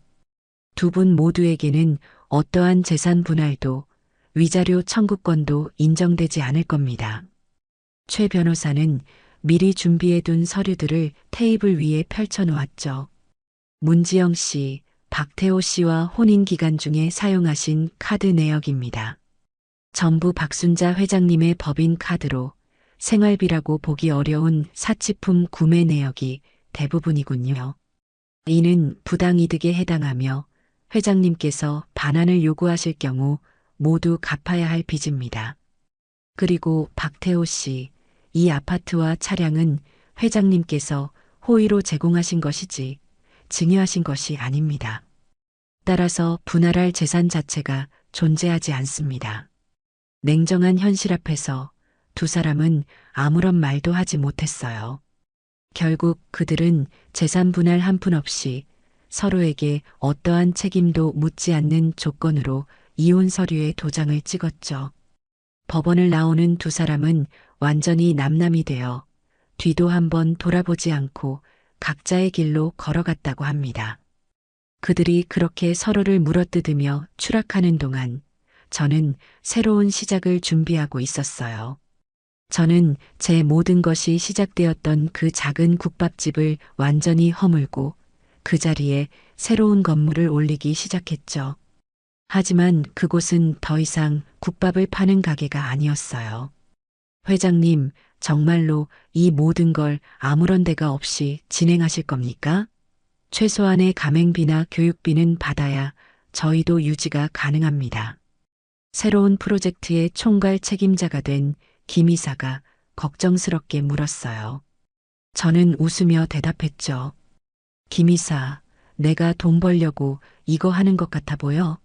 나는 돈은 벌 만큼 벌었어. 이제는 내가 받은 걸 세상에 좀 돌려주고 싶을 뿐이야. 저는 제 국밥집을 저처럼 아무것도 가진 것 없이 맨주먹으로 시작해야 하는 여성 가장들을 위한 창업교육센터로 만들기로 결심했어요. 제가 평생을 바쳐 터득한 육수 비법부터 손님을 대하는 법, 장부를 정리하는 법까지 제 모든 노하우를 아무런 조건 없이 전수해서 그들이 제2의 인생을 시작할 수 있도록 돕는 사업이었죠. 첫 번째 교육생은 남편의 사업 실패로 하루아침에 길거리에 나앉게 된 30살의 젊은 엄마였어요. 어린 딸의 손을 잡고 제 사무실을 찾아온 그녀는 눈물을 글썽이며 제게 말했죠. 회장님, 저 정말 아무것도 할 줄 아는 게 없어요. 식당에서 설거지 아르바이트도 해봤지만 아이 때문에 오래 할 수도 없고요. 정말 이대로 죽어야 하나 싶을 때 회장님 이야기를 들었어요. 제게도 기회를 주실 수 있을까요? 저는 그 젊은 엄마의 떨리는 손을 따뜻하게 잡아주었어요. 기회는 내가 주는 게 아니에요. 스스로 잡는 거지. 나랑 같이 한번 해봅시다. 내가 굶어 죽지는 않게 해줄 테니 대신 죽을 각오로 한번 배워봐요. 그렇게 제 새로운 사업이 시작되었어요. 언론에서는 제 이야기를 대서특필했고 사람들은 저를 복수의 눈이 먼 매정한 엄마가 아니라 자신의 성공을 사회에 환원할 줄 아는 진정한 기업가라고 불러주었죠. 전국 각지에서 저를 돕고 싶다는 후원의 손길이 답지했고 저는 제 이름을 건 작은 재단을 설립하기에 이르렀습니다. 그들이 제 인생에서 사라지고 난 뒤 제게는 비로소 평화가 찾아왔어요. 하지만 그들이 마주한 현실은 지옥 그 자체였겠죠. 이혼 후 지영이는 당장의 생활비를 벌기 위해 작은 식당의 주방 보조로 취직했다고 해요. 평생 고무장갑 한 번 제대로 껴본 적 없던 곱디고 온 손으로 뜨거운 김이 뿜어져 나오는 주방에서 하루 종일 그릇을 닦고 역한 냄새가 나는 음식물 쓰레기를 치우는 신세가 된 거죠. 자기가 그토록 경멸하고 무시했던 바로 그 삶을 이제는 스스로 살아가야만 하는 처지가 된 거예요. 태호는 모든 것을 잃고 난 뒤 연고도 없는 지방의 작은 원룸으로 거처를 옮겼다고 들었어요. 번듯한 대기업 과장이었던 그는 이제 낮에는 먼지 날리는 건설 현장에서 무거운 자재를 나르고 해가 지면 오토바이를 타고 음식을 배달하며 하루하루를 위태롭게 살아간다는 소식을 최 변호사를 통해 전해 들었죠. 그들은 이제야 비로소 땀 흘려버는 돈만원 한 장이 얼마나 무겁고 귀한 것인지를 온몸으로 배우고 있을 테고요. 그것이 제가 그들에게 가르쳐주고 싶었던 가장 혹독하고도 절실한 가르침이었어요. 저는 그들이 그렇게 각자의 죗값을 치르며 조용히 잊혀갈 거라고 생각했어요. 하지만 제가 한 가지 간과한 게 있었죠. 궁지에 몰린 뱀은 마지막 발악으로 어떻게든 상대를 물어뜯으려 한다는 사실을요. 그리고 그 뱀의 독은 제가 생각했던 것보다 훨씬 더 지독했습니다. 사건의 시작은 한 온라인 동영상 플랫폼에서였어요. 어느 날 자극적인 이슈들만 골라 다루는 것으로 유명한 한 채널에 영상 하나가 올라왔죠. 제목 한 국밥집 할머니의 두 얼굴 재벌 회장 시어머니의 며느리 인권유린 실태 고발. 영상은 모자이크 처리된 한 젊은 여성의 흐느낌으로 시작되었어요. 누가 봐도 지영이었죠. 지영이는 눈물로 얼굴을 범벅한 채 자신이 얼마나 억울하고 비참한 일을 당했는지를 토해냈습니다. 저는 그냥 평범한 며느리였어요. 시어머니 가게 일을 돕는 게 당연하다고 생각했죠. 그런데 어머니는 저를 처음부터 탐탁지 않게 여기셨어요. 영상 속에서 지영이는 모든 사실을 교묘하게 비틀고 왜곡했어요. 가게에서 돈이 빈 것은 자신이 훔친 것이 아니라 평소 용돈을 제대로 주지 않던 시어머니에게 생활비가 부족해 잠시 빌렸던 것뿐이라고 주장했죠. 태호가 제 뺨을 때린 사건은 제가 먼저 지영이의 머리채를 잡고 흔들며 모욕적인 말을 퍼부었기 때문에 아들이 흥분해서 저를 말리다가 실수로 일어난 일이라고 거짓말을 했어요. 어머니는 그 작은 실수 하나를 빌미로 저희 부부의 모든 것을 빼앗아 가셨어요. 저희가 살던 집, 남편의 직장, 저희의 명예까지 전부 다요. 저희는 하루아침에 길거리로 나앉게 됐어요. 단지 그분이 가진 돈과 권력이 저희보다 훨씬 더 강하다는 이유만으로요. 영상은 제가 그동안 이룩한 기업의 성공 신화를 보여주며 저를 피도 눈물도 없는 냉혹한 재벌 회장으로 포장했어요. 그리고 지영이를 그 거대한 권력에 의해 모든 것을 잃고 짓밟힌 사회적 약자이자 피해자로 둔갑시켰죠. 영상은 순식간에 수백만 조회수를 기록하며 인터넷을 뜨겁게 달구었습니다. 사람들의 반응은 폭발적이었어요. 와, 진짜 소름 돋는다. 국밥으로 성공한 서민 할머니인 척하더니 뒤로는 저런 짓을 하고 다녔네. 며느리가 돈 몇 푼 썼다고 아들 인생까지 망쳐놓는 게 정상적인 시어머니냐? 저 기업 제품 불매운동해야 하는 거 아니에요? 저런 비윤리적인 기업은 망해야지. 여론은 순식간에 저에게 등을 돌렸습니다. 제가 심혈을 기울여 시작한 창업지원재단은 이미지 세탁용쇼라는 비난에 휩싸였고 회사 홈페이지와 제 개인 SNS에는 입에 담을 수 없는 악성 댓글들이 쉴 새 없어 쏟아졌죠. 심지어 가게 앞까지 찾아와 욕설을 퍼붓고 오물을 투척하는 사람들까지 생겨났습니다. 최 변호사와 김 이사는 당장이라도 허위사실 유포로 지영이를 고소하고 언론에 공식적인 반박 자료를 내야 한다며 길길이 날뛰었어요. 회장님, 이대로 보고만 계실 겁니까? 저 여자의 거짓말 때문에 평생 쌓아 올리신 명예가 하루아침에 땅에 떨어지고 있습니다. 당장 법적으로 대응해야 합니다. 저런 악의적인 영상은 지금 바로 삭제 조치를 요청하고 관련자들을 전부 법정에 세워야 합니다. 하지만 저는 이상할 정도로 침착했어요. 오히려 고개를 저으며 그들을 말렸죠. 아니, 지금은 가만히 있어. 저건 지영이 혼자 꾸민 일이 아닐 거야. 그리고 저 아이가 저렇게까지 나오는 데는 분명 다른 이유가 있을 테지. 제 예상은 틀리지 않았어요. 며칠 뒤 최 변호사에게서 태호의 소식이 들려왔습니다. 막노동과 배달 일을 전전하며 피폐한 삶을 살던 태호가 지영이의 연락을 받고 다시 그녀와 합쳤다는 거였죠. 지영이는 태호에게 이렇게 속삭였다고 해요. 태호 씨, 우리가 이렇게 무너질 수는 없잖아. 지금 여론은 전부 우리 편이야. 사람들은 우리가 약자라고 생각하고 있어. 이 기회를 잘 이용하면 우리는 모든 것을 되찾을 수 있어. 아니, 예전보다 훨씬 더 많은 것을 얻어낼 수도 있다고. 지영아, 그게 정말 가능할까? 어머니가 보통 분이 아니시잖아. 걱정 마. 내가 다 계획이 있어.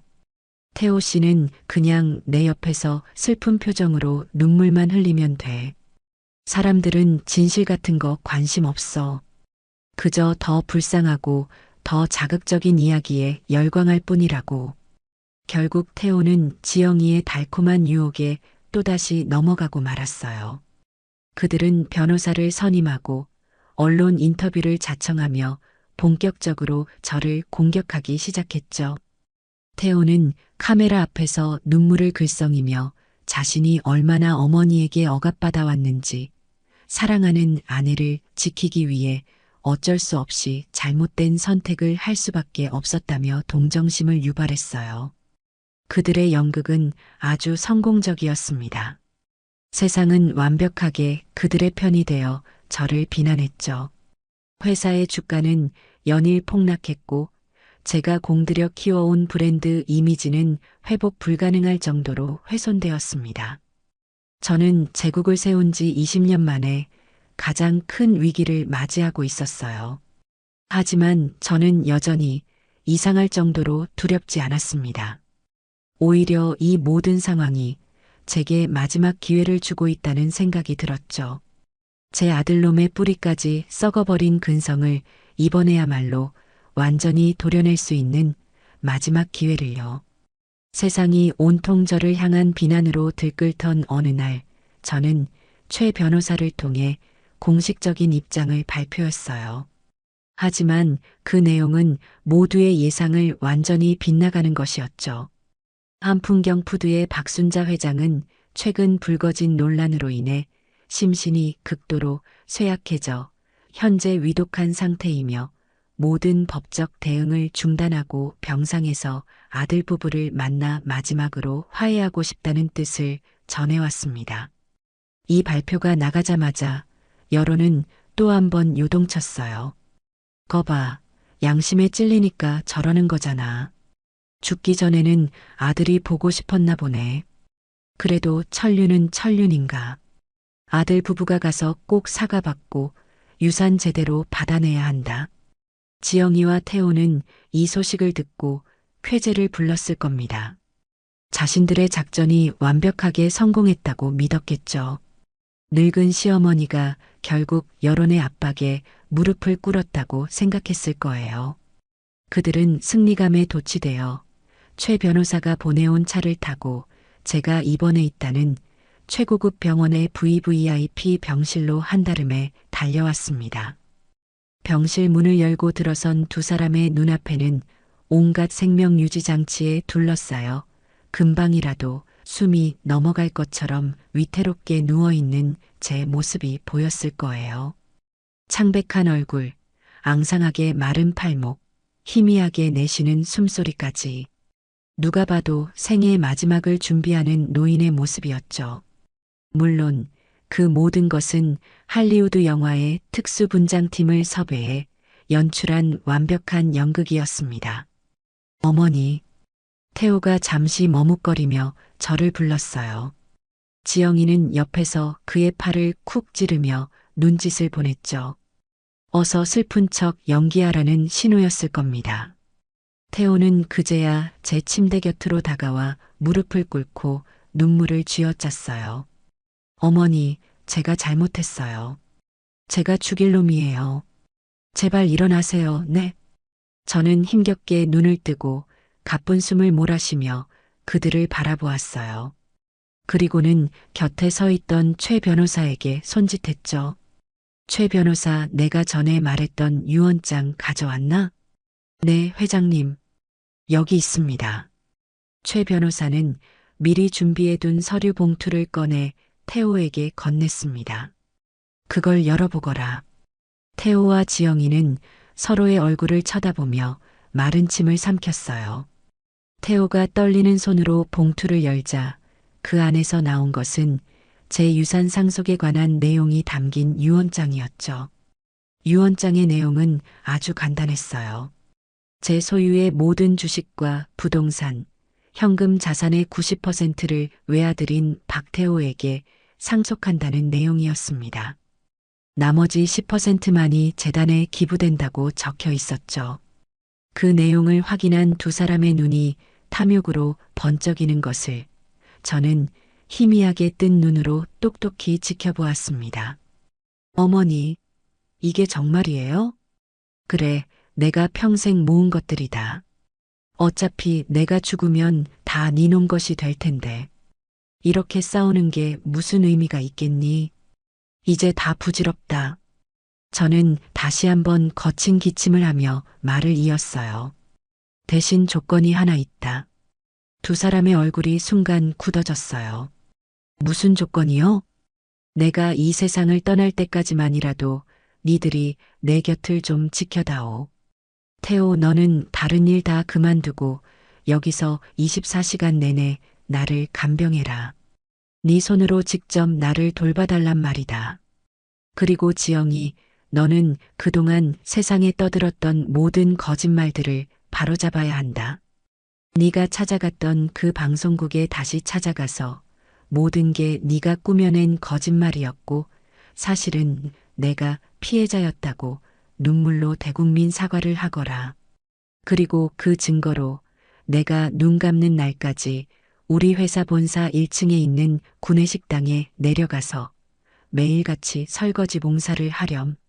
네가 진심으로 뉘우치고 있다는 걸 세상 사람들이 다 알 수 있도록 말이다. 제 말이 끝나자마자 두 사람의 표정이 아주 미묘하게 하지만 분명하게 일그러졌어요. 그토록 원하던 막대한 유산을 눈앞에 두었지만 그 조건이 자신들의 생각과는 전혀 달랐기 때문이겠죠. 지영이가 먼저 조심스럽게 입을 열었어요. 어머니, 물론 어머니를 돌봐드리는 건 당연히 저희가 해야 할 일이죠. 그런데 굳이 태호 씨가 직접 할 필요가 있을까요? 상속받을 돈으로 국내 최고의 간병인 팀을 고용해서 밤낮으로 어머님을 돌보게 하는 게 훨씬 더 효율적이지 않을까요? 태호 씨는 어머님이 물려주실 그 큰 회사를 경영할 준비를 해야 하잖아요. 옆에 있던 태호도 거들었어요. 맞아요, 어머니. 지영이 말대로 제가 옆에 있는 것보다 전문가들이 돌봐드리는 게 어머님 건강에도 훨씬 더 좋을 거예요. 그리고 지영이가 방송에 나가서 사과하는 건 좀 그렇지 않아요? 이미 여론이 우리 쪽으로 다 기울었는데 갑자기 말을 바꾸면 사람들이 우리를 아주 우습게 볼 거예요. 저희 명예도 있고요. 지영이는 한술 더 떴죠. 네, 어머니. 그리고 제가 굳이 그 회사 구내식당에서 설거지를 해야 할까요? 차라리 어머님 이름으로 된 재단에 가서 봉사활동을 하는 모습을 보여주는 게 어머님 이미지에도 훨씬 더 도움이 될 텐데요. 설거지 같은 허드렛 일은 다른 사람 시켜도 되잖아요. 그들은 죽어가는 제 앞에서 저를 위한답시고 포장하며 어떻게든 자신들이 해야 할 의무와 책임을 피하고 오직 돈만 편하게 상속받을 궁리만을 하고 있었어요. 그들의 눈에는 저에 대한 아주 작은 연민이나 죄책감도 보이지 않았죠. 오직 식을 줄 모르는 탐욕과 이기심만이 번들거릴 뿐이었습니다. 저는 그들의 추악한 대화를 들으며 조용히 눈을 감았어요. 그리고는 나지막이 말했죠. 그래, 니들 마음은 잘 알겠다. 바로 그 순간이었어요. 제가 누워있던 병실 침대 옆에 커튼이 스르륵 열리고 그 뒤에서 최 변호사와 김 이사 그리고 지영이가 처음 찾아갔던 그 영상 채널의 기자가 굳은 얼굴로 걸어 나왔습니다. 기자의 손에는 이 모든 대화를 처음부터 끝까지 녹화하고 있는 카메라가 들려 있었고요. 이게 다 뭐예요? 상황 파악이 안 된 지영이가 당황해서 소리쳤어요. 저는 천천히 몸을 일으켜 앉았습니다. 제 얼굴에서 병색은 온데간데 없이 사라졌고 목소리에는 다시금 힘이 실렸죠. 뭐긴. 니들의 진짜 속마음을 대한민국 모든 사람들이 볼 수 있도록 생중계하고 있는 거지. 저는 침대 헤드에 편안하게 등을 기댄 채 새하얗게 질려버린 두 사람을 바라보며 싸늘하게 웃어 보였습니다. 내가 마지막 기회를 준다고 했지. 그런데 니들은 그 기회를 아주 보기 좋게 걷어차 버렸구나. 이제 정말 모든 게 끝났다. 카메라의 빨간 녹화 불빛이 절망에 빠진 두 사람의 얼굴을 냉정하게 비추고 있었습니다. 그날 병실에서 벌어진 모든 일은 편집되지 않은 날 것 그대로의 영상으로 인터넷에 공개되었어요. 지영이가 처음 이용했던 바로 그 채널을 통해서였죠. 자신들이 거짓 제보에 놀아났다는 사실을 깨닫고 분노한 기자는 충격 단독, 재벌가 유산 상속의 추악한 진실, 그 막장 드라마의 결말이라는 자극적인 제목으로 영상을 내보냈습니다. 파장은 상상을 초월했어요. 죽어가는 시어머니 앞에서 유산을 두고 흥정하는 며느리와 아들의 모습은 전 국민적인 공분을 사기에 충분했죠. 여론은 하루아침에 180도 뒤집혔습니다. 저를 향했던 비난의 화살은 이제 수백 배가 되어 태호와 지영이에게로 향했어요. 와, 진짜 인간 말종들이네. 연기하는 거 소름 돋는다. 저런 것들은 사회에서 완전히 매장시켜야 한다. 박순자 회장님, 지금까지 얼마나 힘드셨을까? 응원합니다. 그 영상이 공개된 직후 최 변호사는 기다렸다는 듯이 지영이와 해당 채널의 기자를 허위사실 유포 및 명예훼손으로 고소했어요. 기자는 뒤늦게 제게 찾아와 무릎을 꿇고 사죄했지만 저는 받아주지 않았죠.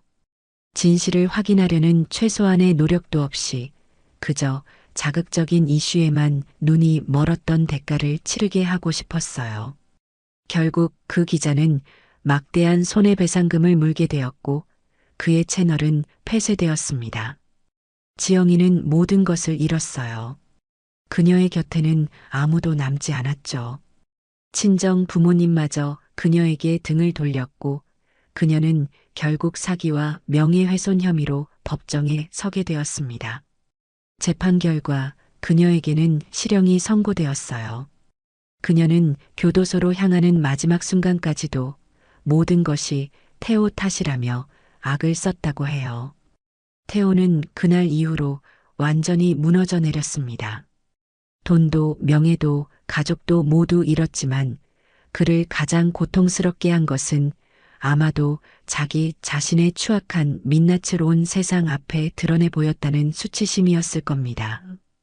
그는 아무에게도 아무런 말도 없이 어느 날 밤 연기처럼 사라져 버렸어요. 그가 어디로 갔는지 무엇을 하며 사는지는 아무도 알지 못했죠. 그렇게 제 인생을 뒤흔들었던 거대한 폭풍이 지나가고 제게는 다시 고요한 일상이 찾아왔어요. 회사의 주가는 다시 안정을 되찾았고 저를 응원하는 사람들의 따뜻한 격려 속에서 재단 사업은 날개를 달았죠. 저는 다시 예전처럼 제 이름을 내세우기보다는 시장 골목의 작은 교육센터에서 새로운 삶을 꿈꾸는 여성들과 함께 땀 흘리며 하루를 보냈습니다. 그러던 어느 봄날이었어요. 센터 앞에서 쓸고 닦고 정리를 하고 있는데 제 눈에 익숙한 뒷모습 하나가 들어왔어요. 허름한 작업복 차림으로 길 건너편에서 묵묵히 거리 청소를 하고 있는 한 남자. 수척해지기는 했지만 그가 태호라는 것을 한눈에 알아볼 수 있었죠. 그는 더 이상 번쩍이는 외제차를 몰던 대기업 과장이 아니었어요. 그저 도시의 이름 없는 환경미화원 중 한 명이 되어 있었죠. 한참 동안 거리를 쓸던 태호는 문득 고개를 들다 저와 눈이 마주쳤어요. 그는 잠시 모든 것을 멈춘 듯 그 자리에 굳어버렸죠. 저 역시 아무 말 없이 그를 바라보았습니다. 잠시 후 태호는 저를 향해 아주 깊이 그리고 아주 오랫동안 허리를 숙여 인사를 했습니다. 그리고는 아무 일도 없었다는 듯 다시 묵묵히 자신의 빗자루를 들고 거리의 다음 구역으로 걸어갔어요. 그의 눈빛에는 더 이상 원망도 탐욕도 변명도 담겨 있지 않았어요. 그저 모든 것을 받아들인 사람의 깊은 체념과 아주 희미한 참회의 빛만이 어려 있었죠. 우리 사이에는 그 어떤 대화도 눈물 어린 화해도 없었습니다. 하지만 저는 그것이 우리 모자가 나눌 수 있는 가장 솔직하고 진실된 마지막 인사라는 것을 알 수 있었어요. 저는 그날 이후로 다시는 태호를 보지 못했습니다. 그 아이가 어디서 어떻게 살아가든 이제는 스스로의 힘으로 자신의 삶을 책임져야 한다는 것을 깨달았기를 바랄 뿐이죠. 저는 가끔 생각해요. 부모가 자식에게 물려주어야 할 진정한 유산은 과연 무엇일까 하고요. 돈이나 명예, 높은 지위 같은 것들은 잘못 쥔 칼처럼 오히려 그 아이의 인생을 망가뜨릴 수도 있다는 것을 저는 제 아들을 통해 뼈저리게 배웠습니다. 이제 저는 제 유산을 다른 방식으로 남기려 해요. 제 피가 섞인 아들에게는 전해주지 못했지만 제 땀과 눈물이 밴 이 땅 위에서 새로운 희망을 일구려는 또 다른 나의 딸들에게요. 오늘도 제 교육센터의 주방에서는 새로운 인생을 꿈꾸는 여성들의 웃음소리와 함께 구수한 국밥 끓는 냄새가 온 시장 골목에 가득 퍼져나갑니다. 저는 그 냄새를 맡으며 비로소 제 인생에서 가장 완벽하고 평화로운 순간을 맞이하고 있다는 것을 느껴요. 그것이야말로 제가 평생을 바쳐 이룩한 그 무엇과도 바꿀 수 없는 진짜 제국이니까요.